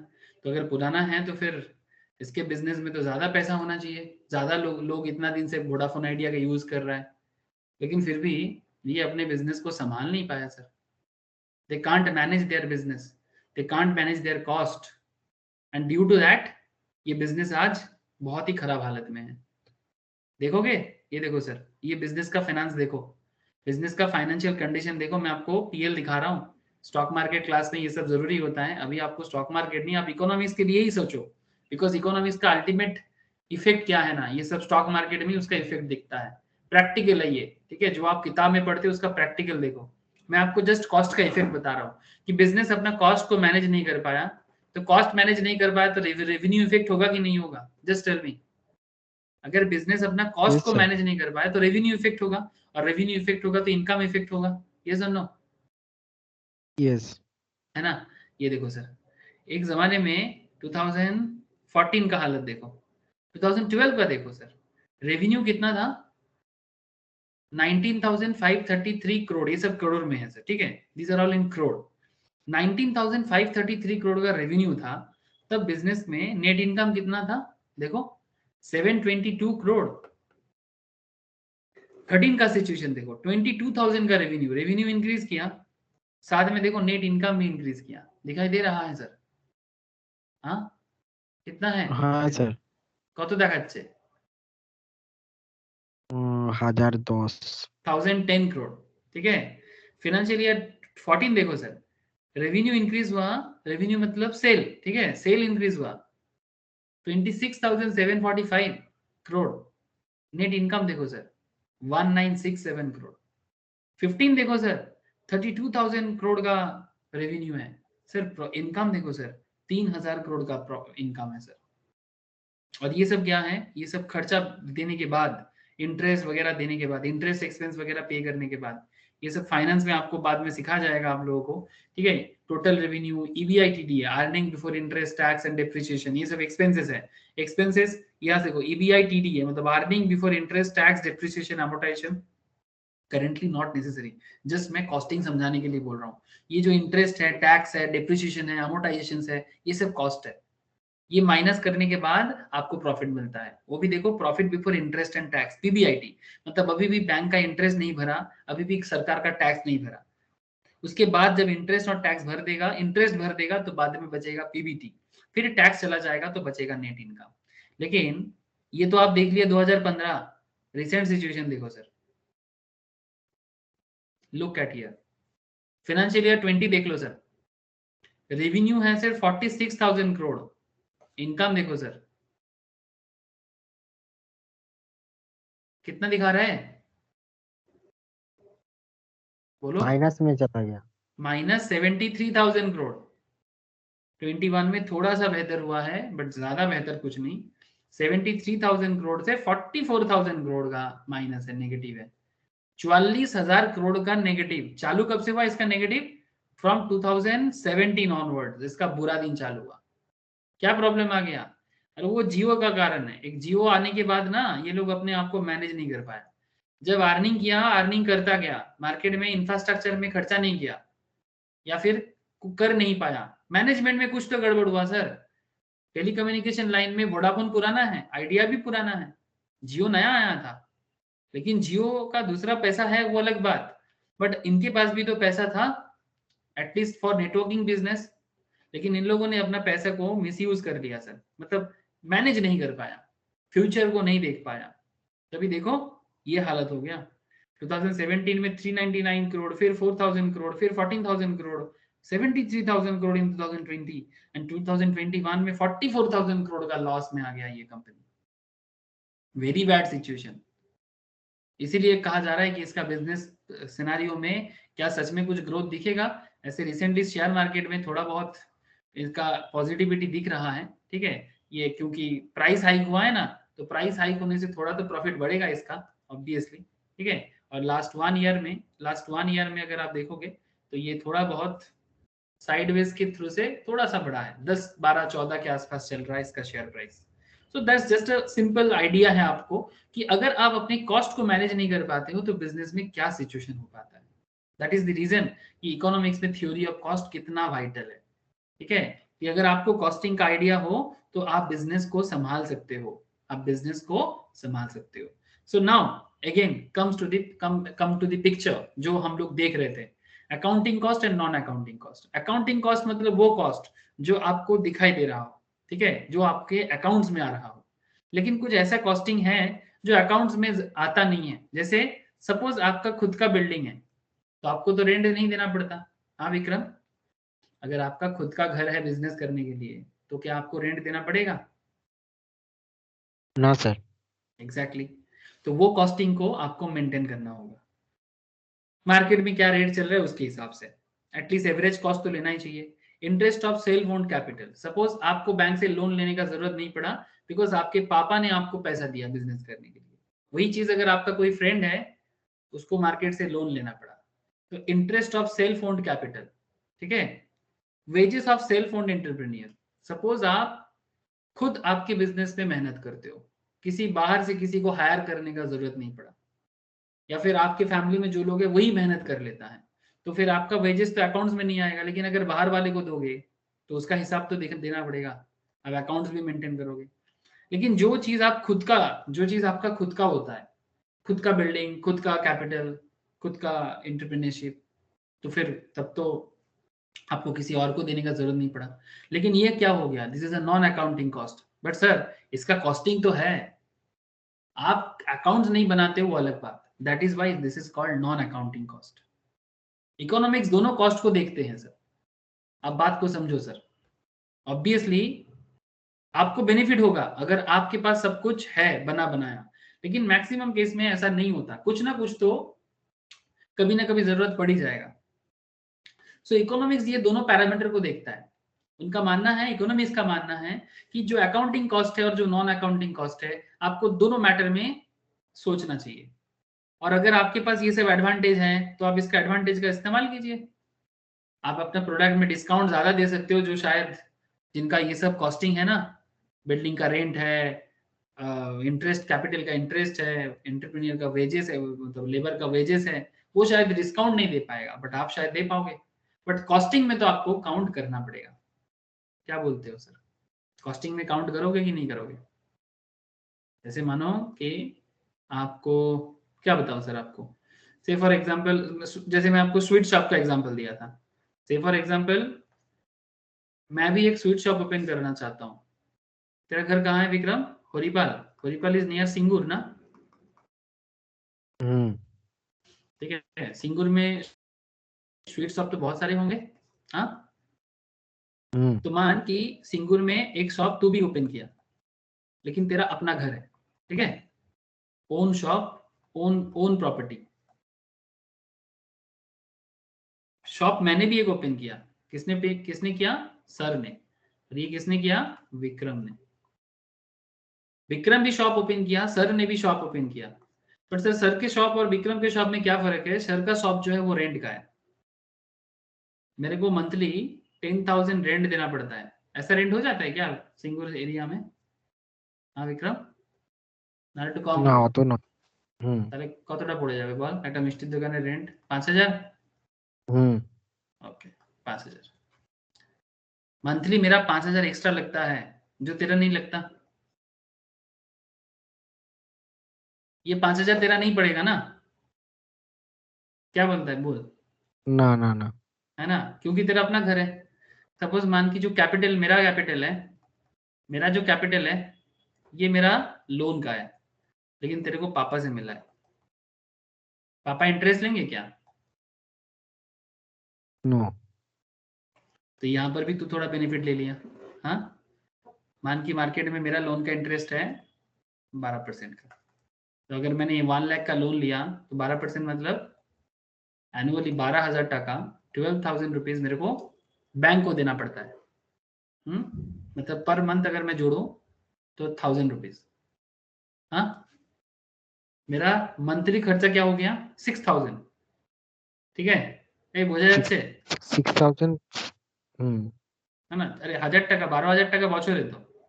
हाँ हाँ हाँ आरोही 10,000 पर ईयर और 5,000 का रेंट, पर मंथ 1000 और पर ওখানে मंथ 5 1000, 5। ओके, और तेरा जो शॉप है, तेरा पापा का कैपिटल है, तेरे को कुछ नहीं पड़ रहा है, ठीक है, पापा के पास था पुराना, तेरे को दे दिया 1 लाख, चल भाई जा बिजनेस करके दिखा। और क्या हो सकता है? अच्छा, ये मान की जैसे मैं यहाँ पर कोलकाता में रहता हूँ, तो मेरे लिए वहां पर जाके काम करना मुश्किल है, तो इसलिए मैंने कुछ लेबर को अपॉइंट कर दिया, जिनको मुझे 2 लेबर है मेरा, ठीक है, इनको 5,000 करके, 5,000 प्लस 5,000 मतलब 2 जन है, ठीक है, 10,000 टका करके मेरे को उनको लेबर देना पड़ता है, 10,000। लेकिन तू सिर्फ 1 लेबर रखा, एक लेबर तूने अपॉइंट किया, बिकॉज बाकी एक लेबर तू खुद है, ठीक है, क्योंकि तू उसी जगह में रहता है, तेरे लिए सुविधा भी है, तो एक लेबर के लिए तू 5,000 टका पेमेंट करता है। तो सर मेरा कितना खर्चा हो गया, बोल। তো 16 ওই 6 আর 10 16 तेरा कितना खर्चा हो गया? 5000 तेरा बेनिफिट कितने का है मेरे से, तो कितना एडवांटेज में है? 11000 11,000। तो ये तेरा एडवांटेज है, ठीक है, दिस इज योर एडवांटेज। अब देखना ही है कि जो प्रोडक्ट है सर, जैसे मान की मिठाई शॉप है, स्वीट शॉप है, ठीक है, अब स्वीट शॉप में जो रसगुल्ला है, जो भी प्रोडक्ट है तुम्हारा, ठीक है, तुम्हारा भी है मेरा भी है, अब तुम चाहो तो ऐसा कर सकते हो ना, मैं स्वीट का प्राइस कम करने में मेरे को बहुत मुश्किल हो जाएगा,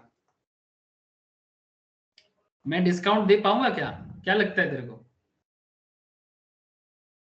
नो सर मेरे लिए बहुत टफ हो जाएगा डिस्काउंट देना, या तो मेरे स्वीट बहुत स्पेशल होना चाहिए, तभी जाके मेरा स्वीट सेल होगा तेरे स्वीट से ज्यादा, कुछ तो स्पेशल होना चाहिए, अदरवाइज तू जीत जाएगा, है ना। लेकिन क्या है ना, बिजनेस करने का ना एक जज्बात होता है, किसी किसी का बिजनेस करने का जज्बात होता है, तेरा शायद सब कुछ खुद का है, सब कुछ फ्री में मिल रहा है, पर फिर भी तेरे अंदर ना जोश नहीं है, तू बिजनेस के लिए कुछ करता नहीं है तू बैठे रहता है, तो शायद मैं जीत जाऊं, ठीक है, बट कंपटीशन पूरा है, तेरे को 11,000 का बेनिफिट है, अब देखना पड़ेगा कि तू सच में बिजनेस करके उसका बेनिफिट ले पाता है कि नहीं। तो वट एवर, बट तेरे पास बहुत बड़ा अपॉर्चुनिटी है, तू चाहे तो डिस्काउंट देके कस्टमर को क्या कर सकता है, तेरे तरफ अट्रैक्ट कर सकता है, ये सर नो, जो मेरे लिए पॉसिबल नहीं यस सर है ना, मेरे लिए ये पॉसिबल नहीं है, बट तेरे लिए पॉसिबल है। लेकिन क्वेश्चन इज दैट, रसगुल्ला का दाम मार्केट में तू कम करके रखेगा कि जो मार्केट प्राइस है वही रखेगा? सपोज एक बड़ा रसगुल्ला है जिसका प्राइस मान के चलते हैं 15 रुपीज, ठीक है, और एक छोटा रसगुल्ला है जिसका प्राइस मान के चलते हैं 10 रुपीज, मैं भी उसी दाम पे बेचता हूँ, 15 एंड 10, दो वेराइटीज है, तुझे क्या लगता है कि ये जो दो वेराइटीज ऑफ रसगुल्ला है, तू क्या इसका प्राइस कम करके रखेगा, मतलब 15 टका का जो रसगुल्ला है तो उसको कम करके रखेगा कि तू 15 टका में ही बेचेगा? कम मार्क करूंगा तो ज्यादा बिकेगा हाँ, लेकिन मार्केट प्राइस जो है, उस आसपास में जितना दुकान है सभी दुकान में 15 रुपीज करके ही मिलता है, हाँ और छोटा रसगुल्ला 10 टका करके ही मिलता है, तो तुझे अपना प्रोडक्ट का प्राइस ऐसे ही रेंज में रखना चाहिए या फिर कम कर देना चाहिए? ऐसे ही रखना चाहिए ठीक है, that's a big decision sir, ठीक है, मैं ये नहीं बोल सकता कि नहीं तुम्हें कम कर देना चाहिए, देख कम अगर कर देगा ना, आज कम कर देगा तो कल बढ़ाने में कुछ मुश्किल हो जाएगा, शायद हाँ आज कम कर दिया, फिर नेक्स्ट ईयर अगर मान कि तेरा किसी कारण से तेरा कैपिटल का कमती हो गया, तब तेरे को भी ऐसा लगेगा ना कि नहीं मेरे को बढ़ा देना चाहिए, है ना, तो अचानक बढ़ाने से मुश्किल है, तो ये एक बड़ा क्वेश्चन है, लेकिन मार्केट में प्रोडक्ट तो 15 रुपया में ही मिलता है, तो अगर बाकी दुकानदार भी रखता है तो हमें रखने में क्या दिक्कत है? तो कहने का मतलब, लेकिन हाँ तुम एक चीज कर सकते हो, तुम बीच बीच में डिस्काउंट दे सकते हो, जो बाकी लोग शायद नहीं दे पाए, तो ये कॉस्टिंग जो है ना और बड़ा, प्रोडक्ट का क्वालिटी हाई कर सकता हूँ yes yes, you can increase your product quality, जो तुम्हारे पास एडवांटेज है, because you have extra money जो मेरे पास नहीं है। Every month you can save 11,000, जो बाकी मेरे से कंपटीशन में आप जीते हो, तो आप क्वालिटी हाई कर सकते हो।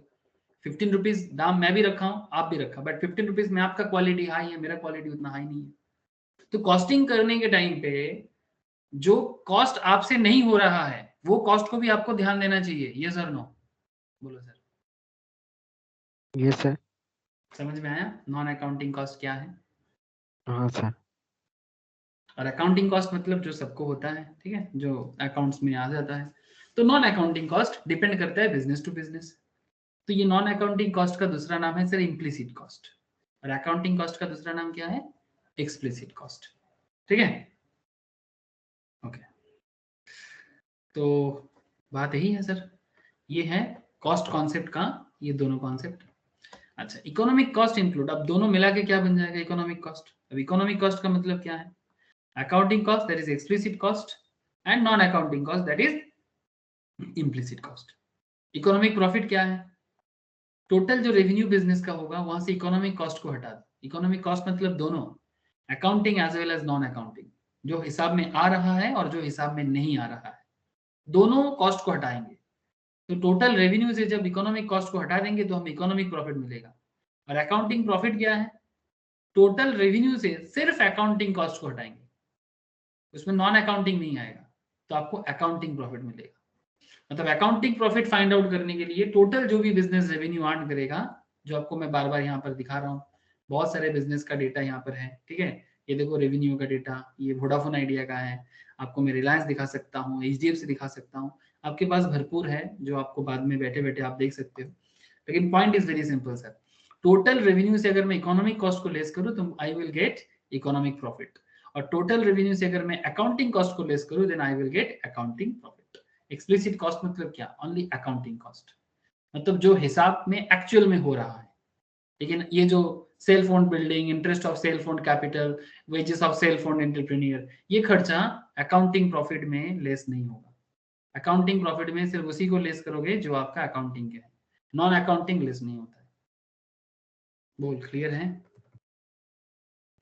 Yes sir. तो क्या क्या मतलब निकला फिर? Total revenue minus accounting cost equals to accounting profit, है ना। अकाउंटिंग प्रॉफिट से नॉन अकाउंटिंग कॉस्ट को हटा दो तो मिलता है इकोनॉमिक प्रॉफिट, ठीक है।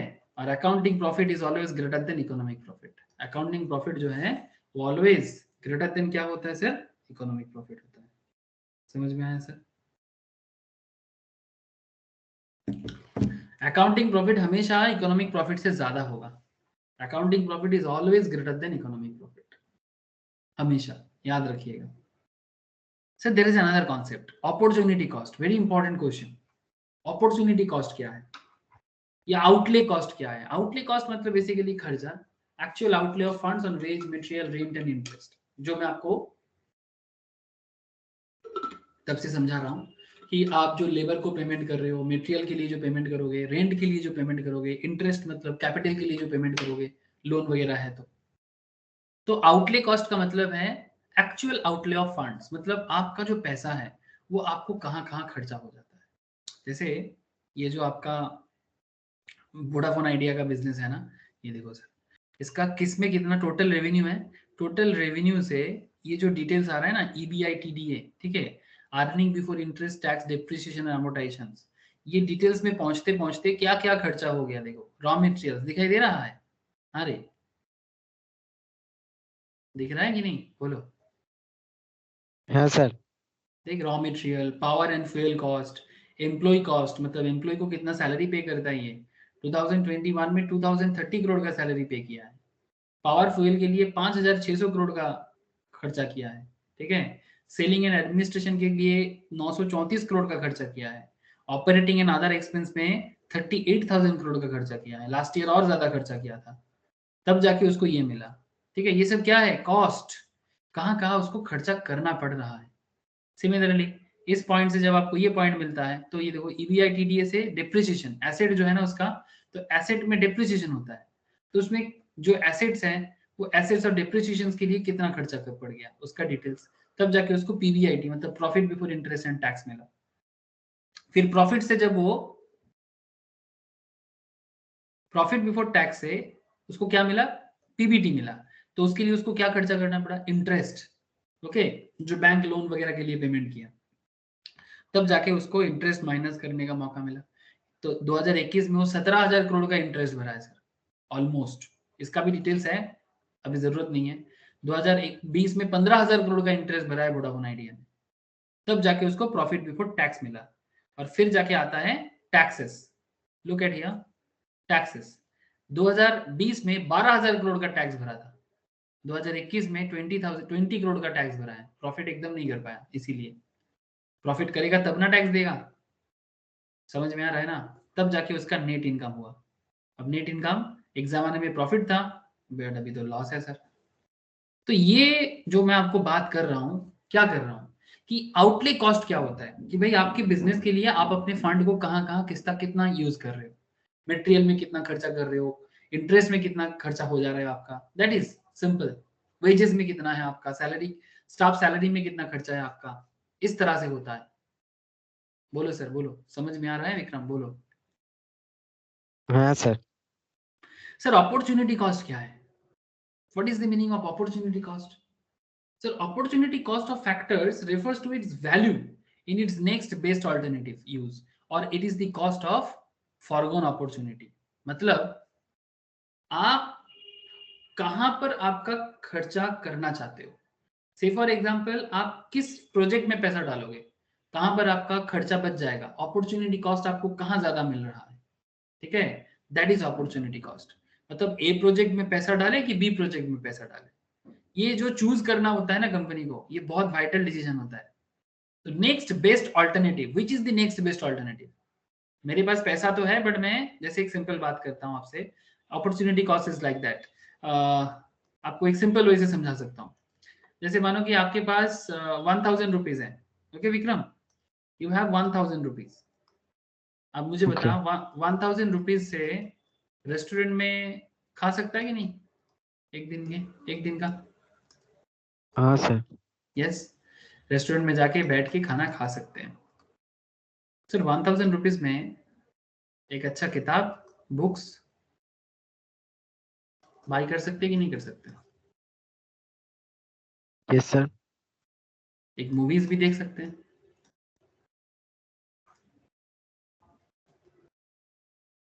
या फिर स्पोर्ट्स के लिए फुटबॉल, बैट बॉल, वो भी खरीद सकते हैं। क्या बोलते हो, यस और no? Yes. Now question is that opportunity cost का मतलब क्या हो गया कि आपका ये जो पैसा है किस जगह में खर्चा करने से आपको सबसे ज्यादा बेनिफिट, ठीक है, आप चूज करो। अगर रेस्टोरेंट में खाना खाने से बेनिफिट है तो वही करो, बुक्स बाय करके अच्छा पढ़ाई करके कुछ करोगे तो उसमें खर्चा करो, ठीक है। अगर फ्यूचर में आपको उसी में बेनिफिट है, मूवीज देख के अगर कुछ नॉलेज मिलता है तो वो करो, अगर इंटरटेनमेंट करके मजा आता है, दिल को शांति मिलता है, साइकोलॉजिकल बेनिफिट मिलता है तो मूवीज देखो। डिपेंड करता है man to man, situation to situation. अगर स्पोर्ट्स के लिए फुटबॉल चाहिए, बैट चाहिए, बॉल चाहिए, उसमें खर्चा करके देख सकते हैं। तो what ever is best for you, ठीक है, दैट इज अपॉर्चुनिटी कॉस्ट। तो बिजनेस भी ऐसे ही सोचते हैं, अपॉर्चुनिटी कॉस्ट, कहाँ कॉस्ट लगाने से उसका अल्टरनेटिव, नेक्स्ट बेस्ट अल्टरनेटिव मिलता है उसको, दैट इज अपॉर्चुनिटी कॉस्ट। ये बेसिक्स ऑफ इकोनॉमिक्स में एकदम स्टार्टिंग में ये लियोनेल रॉबिन्स का एक कॉन्सेप्ट है, वहां पर भी समझाया जाता है सर। डायरेक्ट और traceable cost and indirect and non traceable cost. Direct cost मतलब एक्चुअली ना कॉस्टिंग का एक पढ़ाई होता है, आप लोग इंटरमीडिएट में जब आ जाओगे ना, ठीक है, एग्जीक्यूटिव लेवल में, तब भी आपको कॉस्टिंग पढ़ना पड़ेगा। इवन कंपनी सेक्रेटरीज को भी पढ़ना पड़ता है, चार्टर्ड को भी पढ़ना पड़ता है, सीएमए को तो पढ़ना ही पड़ता है।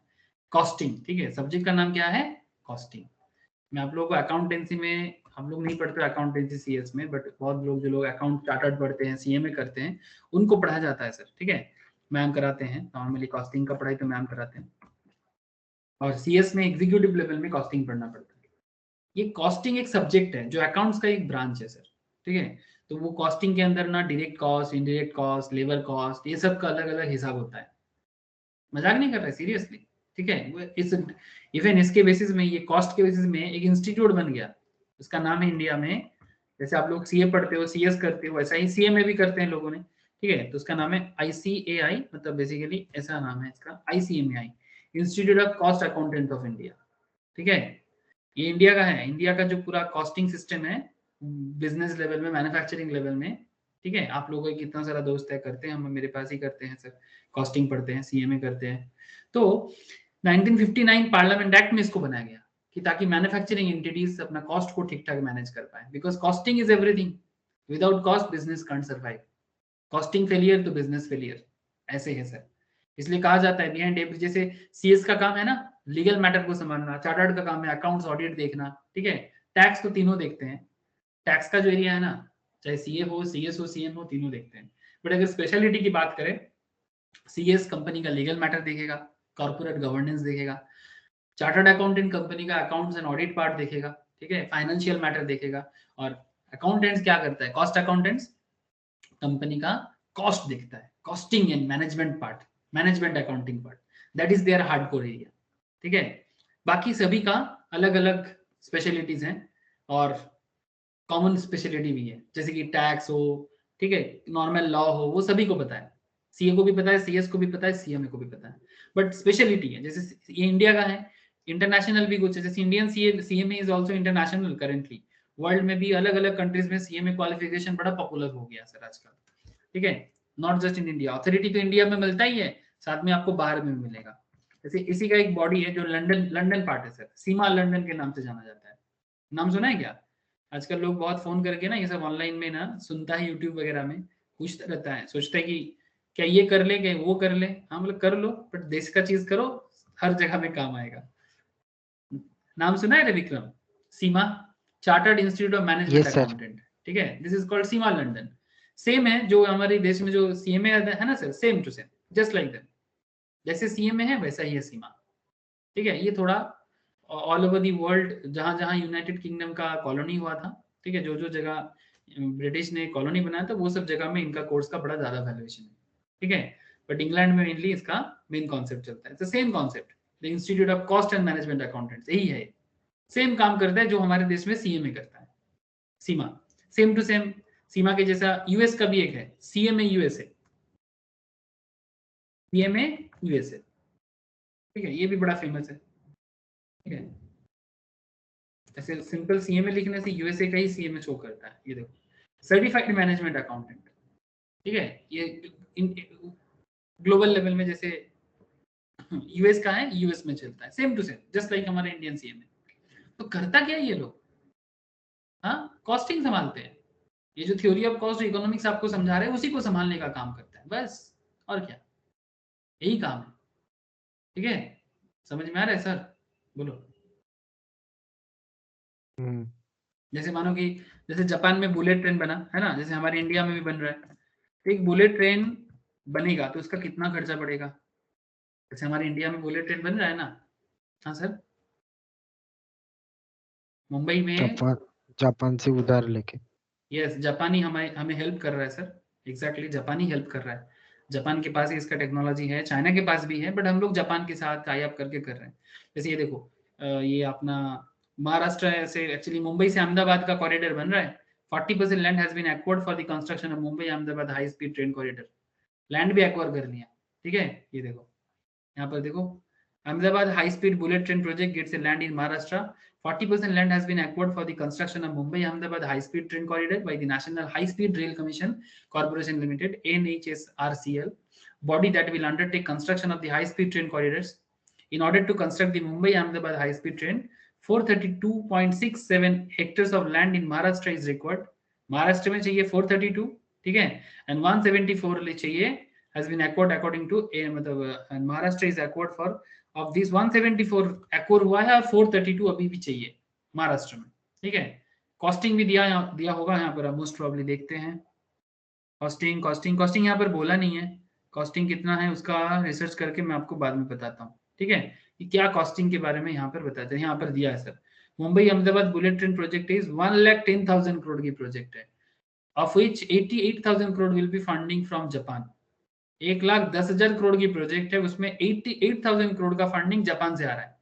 अब बदले में उसको इंटरेस्ट भी देना पड़ेगा, उसका स्टेक होल्डिंग रहेगा, इंटरेस्ट नॉट जस्ट, जो भी अर्निंग होगा जापान के पास भी जाएगा। कुछ समझ में आ रहा है रे? हाँ सर। ठीक है। तो ये सब काम कौन देखेगा? ये जो इतना फंडिंग आ रहा है, जापान को कितना मिलेगा? 1,10,000 करोड़ की फंडिंग में से 88,000 जापान को जाएगा। तो जापान से आ रहा है। इसके बाद जब ट्रेन चालू होगा, प्रॉफिट होगा, वो प्रॉफिट के बेसिस में अर्निंग होगा, उसको डिस्ट्रीब्यूट करना है। टिकट का दाम क्या होगा, कहाँ कहाँ स्टेशन बनाएंगे, ट्रेन चलाने में, ऑपरेशन में क्या खर्चा पड़ेगा, रिक्रूटमेंट कितना होगा, ये सब क्या है? कॉस्टिंग। कुछ समझ में आ रहा है? हाँ सर। ठीक है। This is the area of costing. इसीलिए ये कॉस्टिंग को लेके एक अलग करियर बन जाता है। कॉमर्स का ही करियर है। जैसे आप लोग सीएस पढ़ते हो, कोई सीए कर रहा है, सिमिलरली सीए में भी कर रहा है कोई कोई। ठीक है, बहुत सारे लोग सीए में करियर चूज करता है, जिनको कॉस्टिंग में इंटरेस्ट आ जाते हैं वो सीए में इसमें शिफ्ट हो जाते हैं। बट इकोनॉमिक्स तो सभी चीजों को लेके बात करेगा ना। तो इकोनॉमिक्स में ये थ्योरी ऑफ कॉस्ट बेसिकली वही कॉस्टिंग करियर का इकोनॉमिकल कॉन्सेप्ट है, जो मैं आपको बोल रहा था। ट्रेसेबल कॉस्ट या direct cost and non traceable cost या इनडायरेक्ट कॉस्ट। सर ये क्या हो गया? So direct cost are cost that are readily identified, जो कॉस्ट आप डायरेक्टली देख सकते हो। जैसे कितना मटेरियल लगा, बुलेट ट्रेन बनेगा उसके लिए मटेरियल लगेगा ना सर। हाँ, बुलेट ट्रेन के लिए जो चाहिए, जैसे जो भी बुलेट ट्रेन बनाने के लिए जो भी प्रोडक्ट चाहिए, तो उसके लिए जो भी डायरेक्ट मटेरियल चाहिए, डायरेक्ट लेबर चाहिए, मैन्युफैक्चरिंग कॉस्ट जो भी होगा, जैसे डायरेक्ट। कुछ खर्चा ऐसा भी होगा जो इनडायरेक्ट कॉस्ट है, not readily identified and not visibly traceable to a particular product. जैसे कि ऑपरेशन और plant, for example indirect material, indirect labour, indirect expenses, इसको ओवरहेड बोलते हैं। Indirect material, indirect labour, indirect expenses को ओवरहेड बोलते हैं। जैसे मटेरियल चाहिए बट उसके लिए ट्रांसपोर्टेशन हो जाना चाहिए, मटेरियल चाहिए उसके लिए इलेक्ट्रिसिटी का लाइन होना चाहिए तभी प्रोसेस होगा। ठीक है, एक ऑफिस चाहिए होगा जहां से ऑपरेट होगा। ठीक है, तो ऑपरेशन और प्लांट, ये सब जो खर्चा आ जाता है ना, ये इनडायरेक्ट है, डायरेक्ट नहीं। डायरेक्ट जो मटेरियल लेबर में खर्चा होता है, मैन्युफैक्चरिंग में खर्चा होता है, ठीक है, वो डायरेक्ट है। कुछ इनडायरेक्ट है जिसको ओवरहेड एक्सपेंस कहा जाता है। ओवरहेड पढ़ोगे सर, जब एग्जीक्यूटिव लेवल में आओगे मैम के पास पढ़ोगे सर, बड़ा मजा आएगा, एकदम प्रैक्टिकल है। कैलकुलेशन करना होगा, क्या कितना खर्चा होगा, कहाँ कौन सा ओवरहेड एक्सपेंस में जाएगा, कौन सा डायरेक्ट लेबर में जाएगा, कौन सा इनडायरेक्ट लेबर में जाएगा। डिफरेंट लेवल ऑफ अंडरस्टैंडिंग वहां पर आपको होगा सर। आप लोगों को समझ में आ रहा है ना सर? तो कॉस्टिंग का भी ना बहुत सारा पैरामीटर आपके सामने आ रहा है। एक होता है सर फिक्स्ड कॉस्ट, एक होता है वेरिएबल कॉस्ट। ये शायद सुने होंगे, फिक्स्ड एंड वेरिएबल। क्या रे? हाँ सर, सुने थे। It's a very famous point sir, fixed cost and variable cost. So what is fixed and what is variable? कुछ कॉस्ट ऐसे होते हैं जो फिक्स्ड होते हैं। मतलब जैसे मानो कि आप अगर एक शॉप ओपन करते हो, अगर आप एक शॉप ओपन करते हो, तो शॉप ओपन करोगे तो शॉप में सपोज क्या शॉप लगाओगे? Sweet shop. चलो स्वीट शॉप का ही एग्जांपल था। स्वीट शॉप ओपन करोगे तो स्वीट शॉप का जो रेंट है 1 ईयर के लिए फिक्स क्या रहेगा? फिक्स रहेगा कि वेरिएबल रहेगा? क्या बोलते हो? Thank you sir. Labour, labour expense fix रहेगा, क्या लगता है? वेरिएबल होता। Yes sir, labour expenses variable होगा। Very good sir. ठीक है, तो इट्स लाइक दैट। तो कुछ एक्सपेंसेस फिक्स्ड हो जाता है बिजनेस में, कुछ एक्सपेंसेस वेरिएबल हो जाते हैं बिजनेस में। बस it's just simple as it is. तो fix cost do not change with change in the level of output. चाहे बिजनेस में कुछ भी बड़ा कमा हो जाए, आउटपुट ज्यादा हो कम हो फर्क नहीं पड़ता। जैसे कि रेंट, इंश्योरेंस एक्सेट्रा फिक्स रहता है। Insurance premium fixed, rent fixed, it can not be avoided. आप इसको अवॉइड भी नहीं कर सकते, रेंट आपको हर बार देना पड़ेगा। वेरिएबल कॉस्ट चेंज होता है, आउटपुट के साथ साथ चेंज हो जाता है। ज्यादा ज्यादा आउटपुट ज्यादा ज्यादा कॉस्ट हो जाएगा, कम आउटपुट कम हो जाएगा। जैसे मिठाई शॉप की अगर बात करूं, सीजन जब चलता है, ठीक है, शादी का सीजन, फेस्टिव सीजन, मिठाई शॉप में ज्यादा लेबर चाहिए ना, क्या रे? हाँ सर। है ना? जब सीजन नहीं होता, मतलब नो मैरिज सीजन, शादी का सीजन नहीं है, पूजा फेस्टिवल्स कुछ नहीं है, उस टाइम पे लेबर क्या करोगे? इतना क्या करोगे? बोलोगे जाओ बैठ जाओ घर में, और इतना काम नहीं है। कुछ फिक्स लेबर होते हैं जो सारा साल भर रहते हैं, और जब सीजन होता है तब कुछ एक्स्ट्रा लेबर हायर कर लेते हैं, है ना? इसको हम लोग बोलते हैं, बंगाली में क्या बोलते हैं हम लोग? ठीके, है ना? बंगाली में हम लोग क्या बोलते हैं इसको? ठीके तो नहीं है जी, ठीके बोली तो नहीं रे, मैं की बोली জানি না ঠিক আছে। এরকমই বলেছে মানে ठीक है, तेने मैंने कॉन्ट्रेक्चुअल 2 महीना 3 महीने के लिए, ठीक है, इट्स लाइक दैट। ओके, तो दैट इज कॉस्टिंग का अलग अलग पार्ट। तो हम लोग कितना सारा चीजें देखो सर कॉस्टिंग में जान ली। अब सर बात आता है कॉस्ट फंक्शन की। क्या आता है सर बात? कॉस्ट फंक्शन की। डोंट वरी, अभी मैं वोडाफोन आइडिया का भी केस समझाऊंगा, ठीक है, कि कॉस्ट फंक्शन में क्या प्रॉब्लम हो गया उनको। The concept of cost function is the mathematical relation between cost of a product and various determinant of cost. In cost function the dependent variable is cost and independent variables are, देखो costing में क्या है, कुछ dependent variables होते हैं, कुछ independent होते हैं। डिपेंडेंट मतलब जो किसी और पे डिपेंड होता है, और इंडिपेंडेंट मतलब जो फ्री है, ठीक है। तो डिपेंडेंट वेरिएबल कौन है? कॉस्ट। कॉस्ट एक्चुअली डिपेंडेंट है, मतलब वो फ्री नहीं है। कॉस्ट को फ्री, कॉस्ट कभी फ्री नहीं हो सकता, मतलब कॉस्ट हमेशा किसी चीज पे डिपेंड करता है। जैसे सर क्या बात कर रहे हो, जैसे देखना, जैसे हम लोग स्वीट शॉप की बात कर रहा था, तो स्वीट शॉप में तुम बताओ मुझे कि अगर कम स्वीट प्रोड्यूस करोगे, आउटपुट अगर कम होगा, तो कॉस्टिंग क्या हो जाएगा? कम होगा कि ज्यादा होगा? हाँ कम विक्रम, होगा। कम होगा, है ना। जैसे ये देखो ना, वोडाफोन आइडिया का एक डिटेल्स था। जब वोडाफोन का रेवेन्यू बढ़ रहा था, ठीक है, जब वोडाफोन का रेवेन्यू बढ़ रहा था,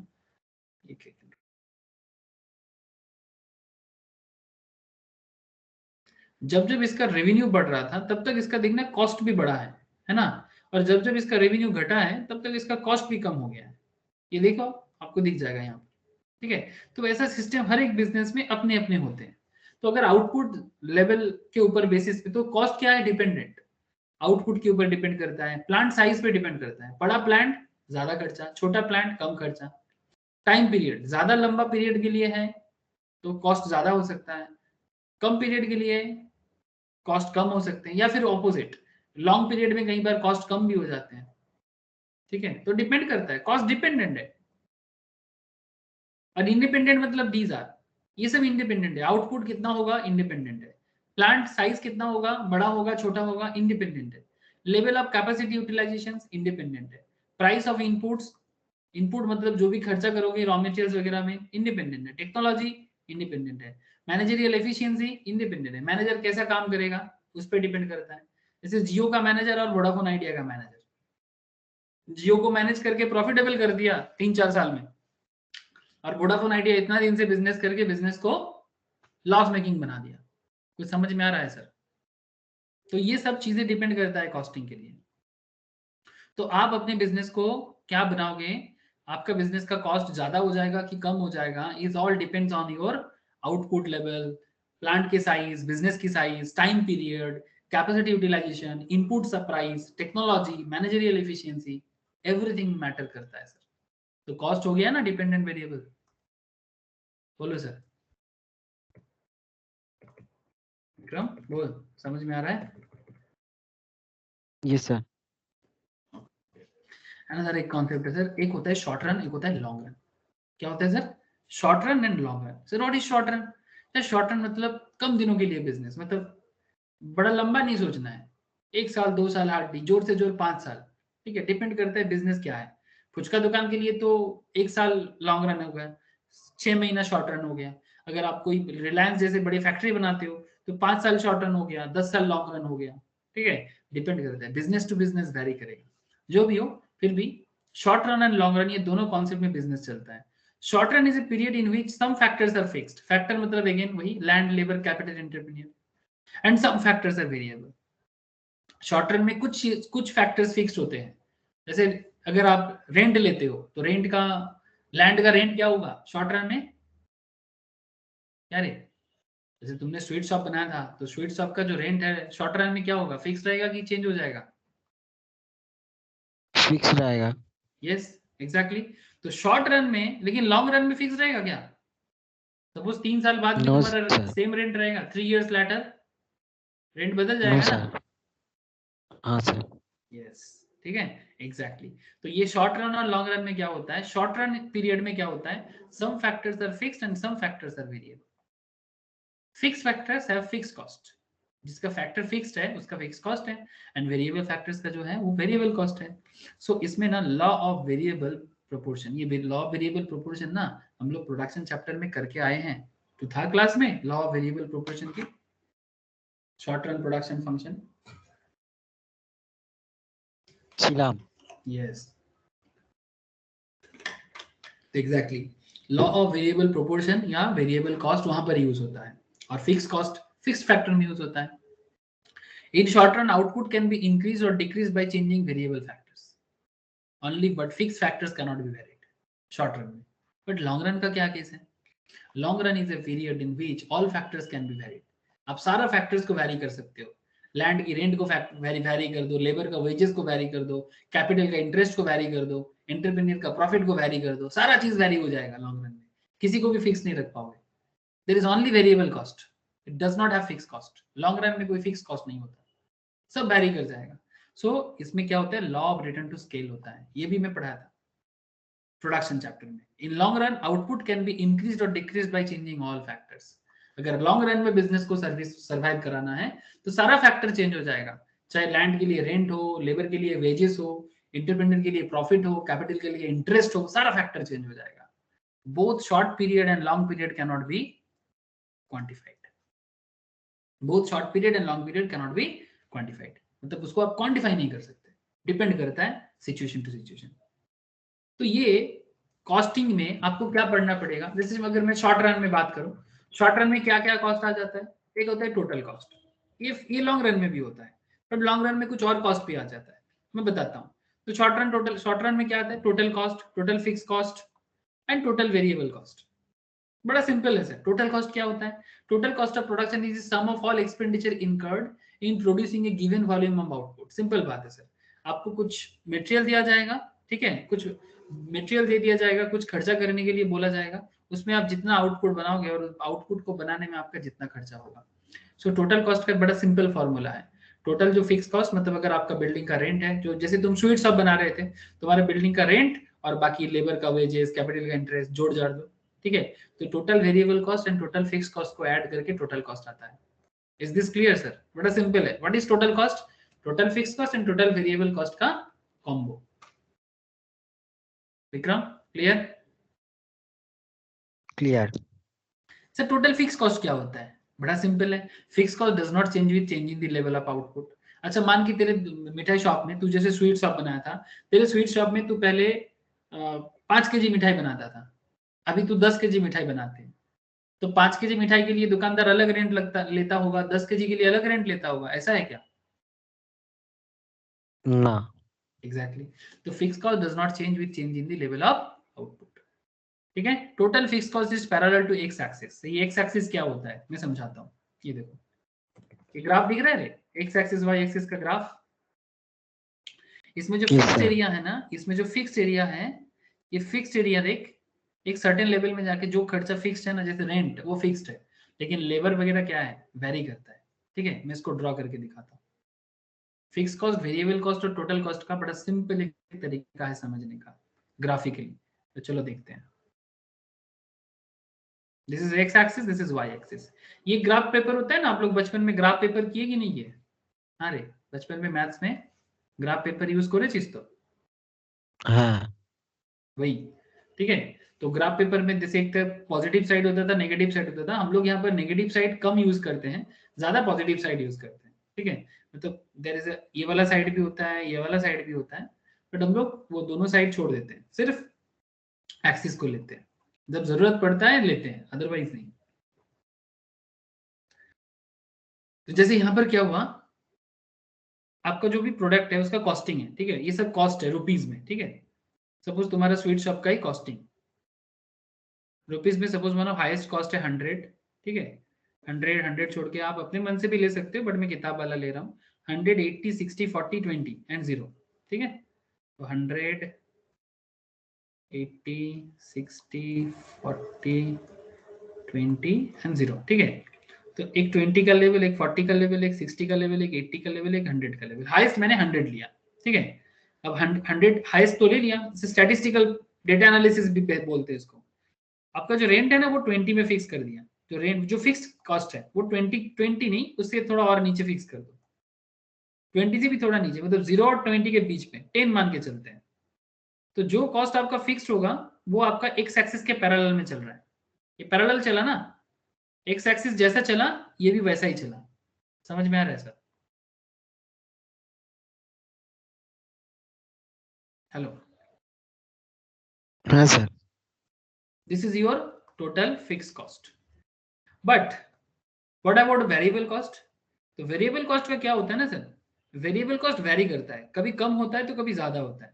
तो स्टार्टिंग सिचुएशन में तो वो फिक्स से भी कम है। जैसे जब दुकान कोई ओपन करता है, कोई शॉप जब ओपन करता है, उसके बिजनेस में लेबर हो ना हो, रेंट तो देना ही पड़ता है। क्या बोलते हो?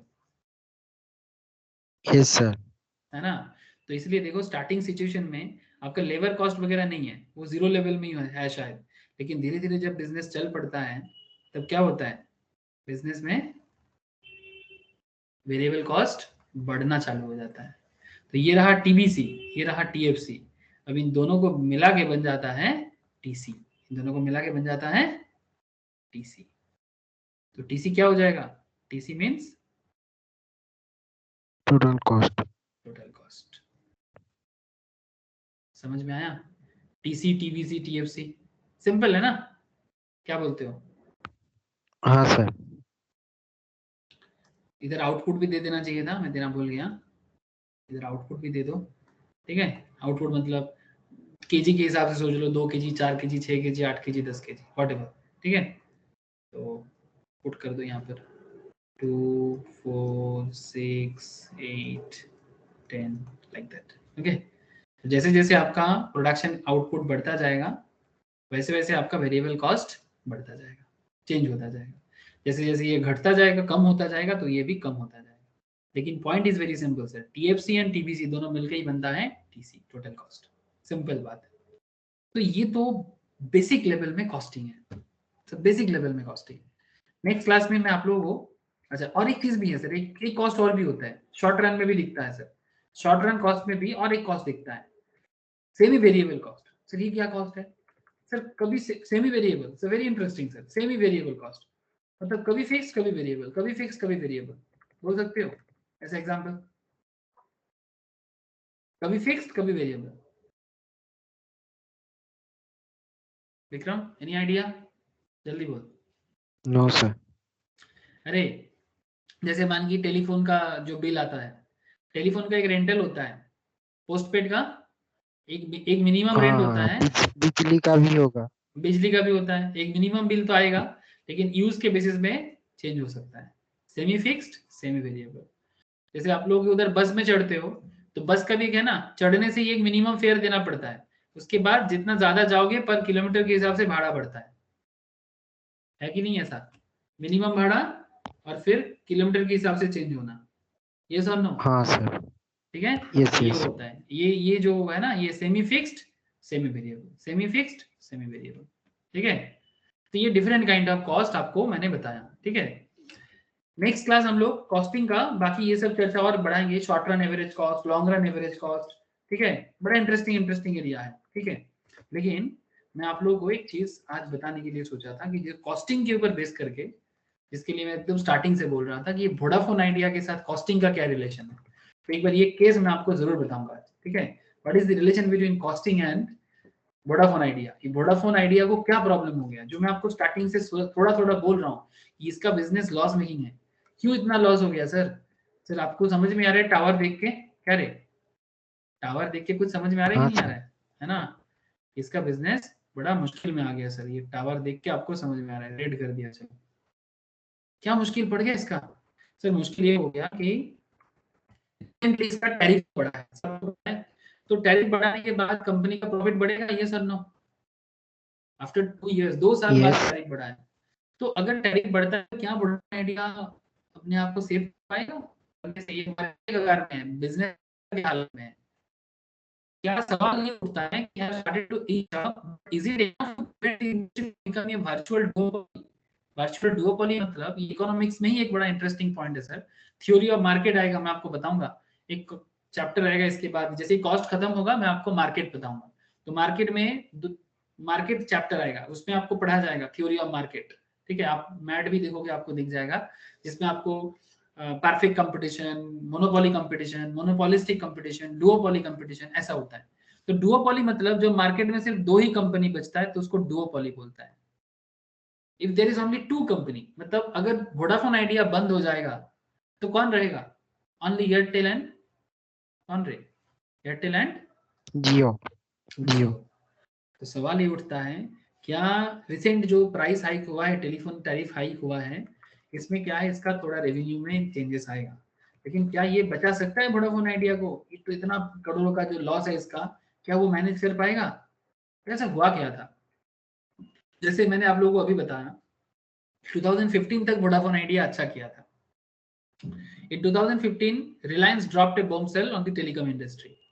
They slashed tariffs, offered cheap data plans. Reliance नहीं किया and upended the ecosystem altogether. तो बहुत ज्यादा सस्ता कर दिया था मार्केट को. Millions thrown switched their telecom partner overnight and Jio became a darling of the investor community. है ना? Jio सबका डार्लिंग बन गया. क्या रे? ऐसा हुआ कि नहीं हुआ? ओवरऑल क्या बोलते फ्री हैं? में देता था। फ्री में देता था, ठीक है. तो ये प्राइस वॉर चालू किया, कॉस्टिंग वॉर चालू किया किसने? जियो ने. It's playbook that many funded startup have used over time. मतलब जो लोग स्टॉक मार्केट इन्वेस्ट करते हैं वो लोग ना बहुत ज्यादा, मतलब बड़ा सिंपल तरीका है कि वो लोग धीरे धीरे धीरे धीरे वोडाफोन आइडिया छोड़ के जियो में इन्वेस्ट करना चालू कर दिया. It's a playbook that many funded startups have used over time. First lure customers with bargain rates, है ना, ये तो होता ही है कि स्टार्टिंग में थोड़ा बार्गेन रेट में दे देते हैं. Then knock competition and cold with your deep pockets. फिर धीरे धीरे वो क्या करता है, आपको आदत बना देता है. जैसे अभी क्या हुआ, आप कोई जियो के पास जियो रेट बढ़ाया, क्या वो जियो को छोड़ सकता है? जियो ने रेट तो नो बढ़ा सर। दिया, लेकिन आप जियो नहीं छोड़ोगे. क्यों? बिकॉज आपको आदत हो गया. और बाकी वो भी, बाकी कंपनीज भी अपना रेट बढ़ा दिया. तो कस्टमर क्या हो जाता है ना, लॉक्ड इन हो जाता है लॉन्ग रन में. तो you can increase rates once again, तो बाद में आप रेट बढ़ा दो. And in if everything works out, customers will simply put up with the status quo at this point since they will have to no alternatives.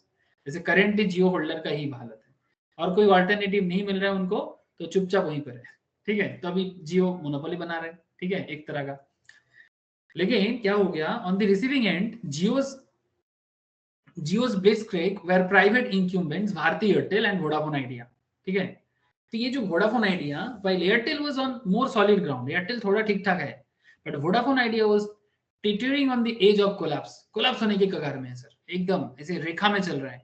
Its share price plummeted over 90%. Last कुछ सालों में 90% में इसका share price नीचे आ गया है. ठीक है, सिंगल डिजिट में चल रहा है, 10% 14% के आसपास चल रहा है. ठीक है, तो बेसिकली प्रॉब्लम क्या हो गया, ये अपना कॉस्टिंग समझ नहीं पाया, इसका बिजनेस का जो मॉडल है उसको समझ नहीं पाया. Finally after a 2-year hiatus both Airtel and Vodafone decided to up the game. Their hike tariffs, उन्होंने रेट को बढ़ाया. Prepaid mobile plans 20 to 25% prepaid mobile plan बढ़ाया. And they are not worried about customer dropping off. Customer तो छोड़ के जियो में चला जा रहा है, बट उनको रेट बढ़ाना ही पड़ रहा है. In fact this is not even the first hike this year. Tariff for the base pack, जैसे सबसे जो 49 पैक जो था वो 99 हो गया, देखा तुमने? हाँ, जो 49 का आता था वो 99 कर दिया. हाँ तो एग्जैक्टली कंपनी को करना पड़ा. And by all account it seems, मतलब एक्चुअली कॉस्टिंग में नहीं हो रहा था ना, कॉस्टिंग में नहीं हो रहा था तो करना पड़ा. 49 में नहीं चल रहा था कंपनी को, तो 99 में करना पड़ा, क्योंकि कॉस्टिंग महंगा पड़ रहा था उनके लिए, प्रॉफिट नहीं हो पा रहा था.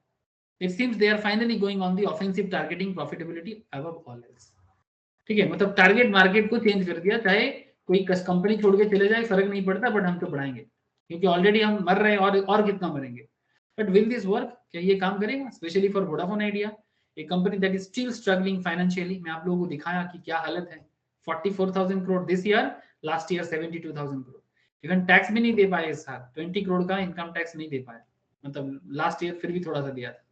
The short answer is that tariff hikes alone may not aid survival. मतलब टैरिफ हाइक करने से, मतलब दाम बढ़ाने से, चार्जेस बढ़ाने से थोड़ा सा हो सकता है, बट नॉट पूरा.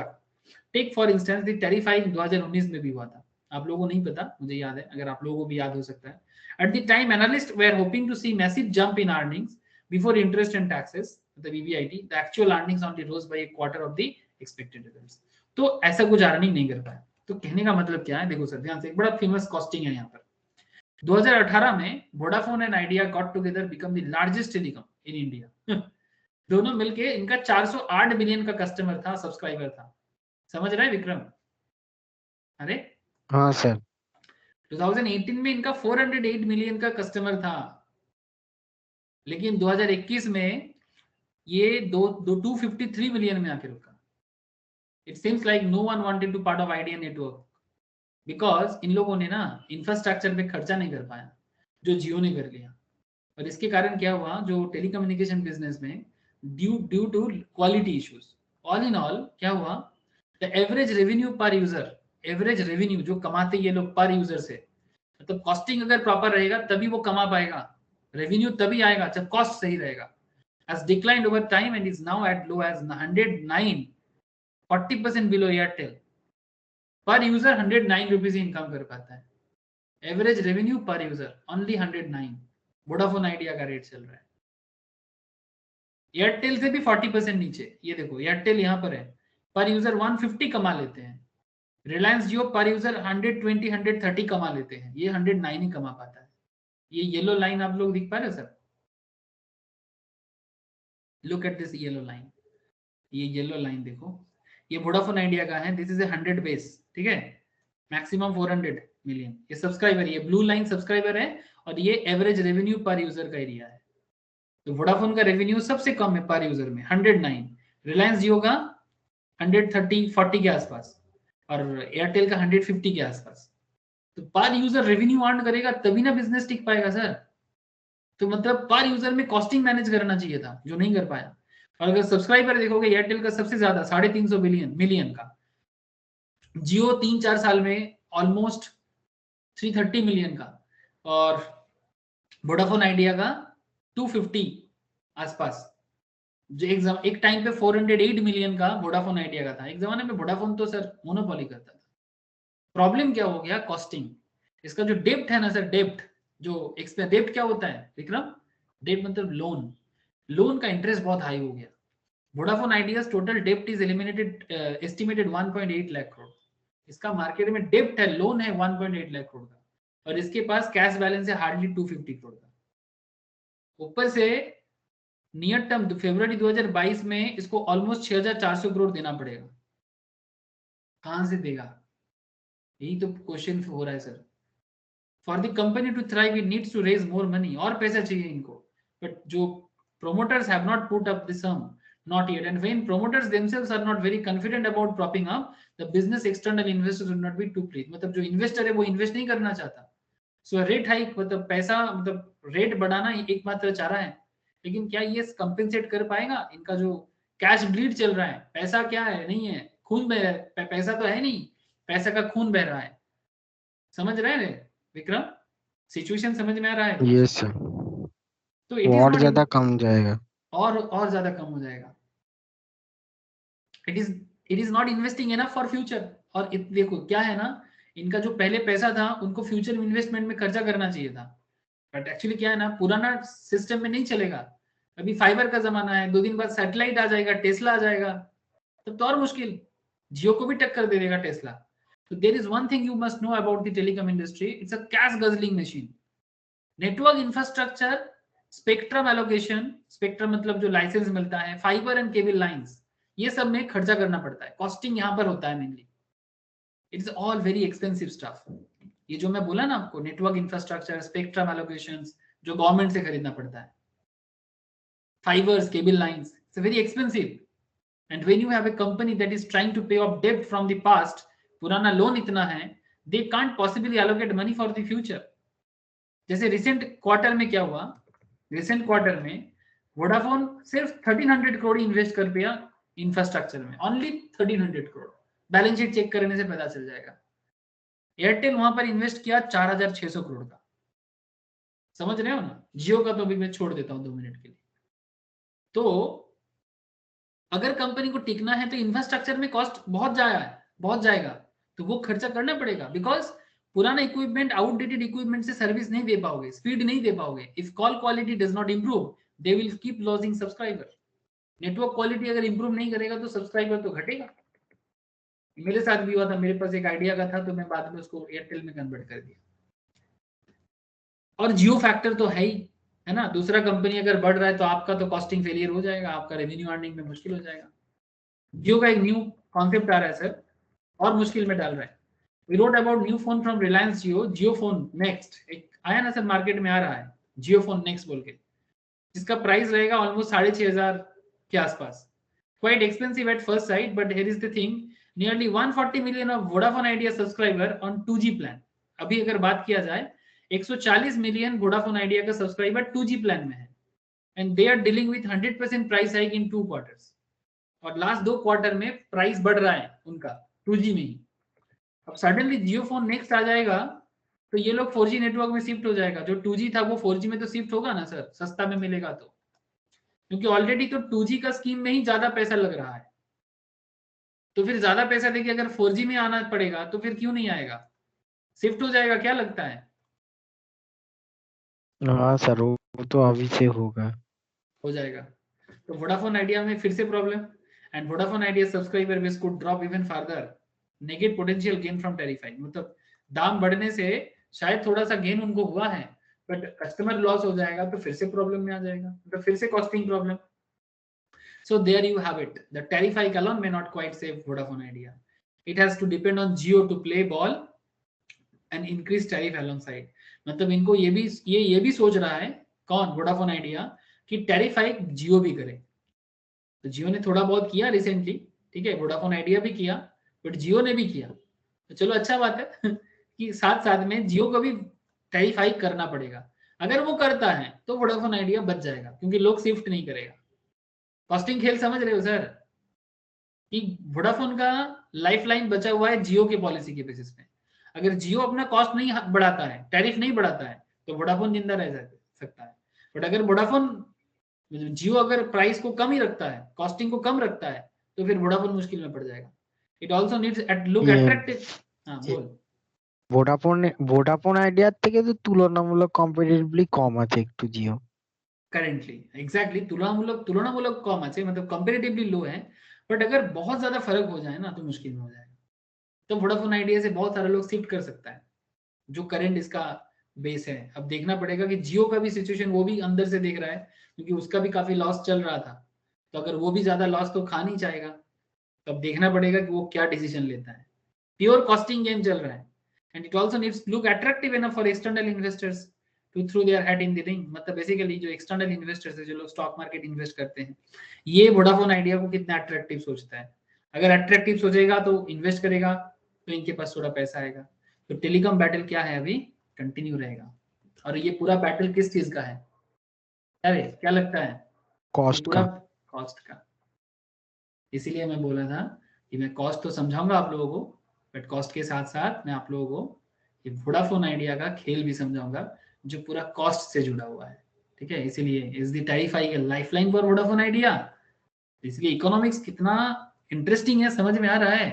हाँ, अगर आप इकोनॉमिक्स को सिर्फ कुछ पेपर समझोगे तो फिर मैं कुछ नहीं बोलूंगा, but economics is really real life cases sir. ठीक है, तो नेक्स्ट क्लास में ये और भी ग्राफ और टेबल के साथ, ठीक है, ये जो टेबल आपको दिखा, ये जो ग्राफ मैंने ड्रॉ किया, ठीक है, नेक्स्ट क्लास में मैं और डिटेल्स को लेके और मैथमेटिक्स को लेके short run average cost, long run average cost, अलग अलग कॉस्टिंग कॉन्सेप्ट लेके आपके सामने आऊंगा सर. ठीक है, तब तक आपको मैं और भी कुछ क्लासेस भी रिकॉर्डेड शेयर करूंगा, जो घर में बैठ के, डोंट वरी, ये सब ग्राफ देख के घबराने का नहीं है. ठीक है, मैं आपको नेक्स्ट क्लास में ये सब कराऊंगा, या फिर कुछ रिकॉर्डेड लेक्चर्स भी हैं कॉस्टिंग का, जो आपके साथ मैं शेयर करता हूँ आप लोगों के साथ. आप लोग उसको घर में देखो, ठीक है, समझ में आ जाए, ठीक है, नहीं समझ में आए तो भी बताओ. ठीक है, और फिर जो मैं हमेशा बोलता रहता हूँ, मैट के नीचे क्वेश्चंस दिया हुआ है, पढ़ो और इसको सॉल्व करो. ओके विक्रम, मैट के नीचे क्वेश्चन दिया हुआ है, 100 क्वेश्चन दिया हुआ है, इसको सॉल्व करो. इसका आंसर भी दिया हुआ है नीचे, मतलब आंसर का रीजन भी दिया हुआ है. ऐसा नहीं कि सिर्फ क्वेश्चन दिया हुआ और आंसर दे दिया, इसका विथ आंसर इसका रीजन भी दिया हुआ है कि क्यों है, किस लिए है, एवरीथिंग रीजनिंग के साथ. तो please must go through sir. ठीक है, हर एक चैप्टर का कंप्लीट करो.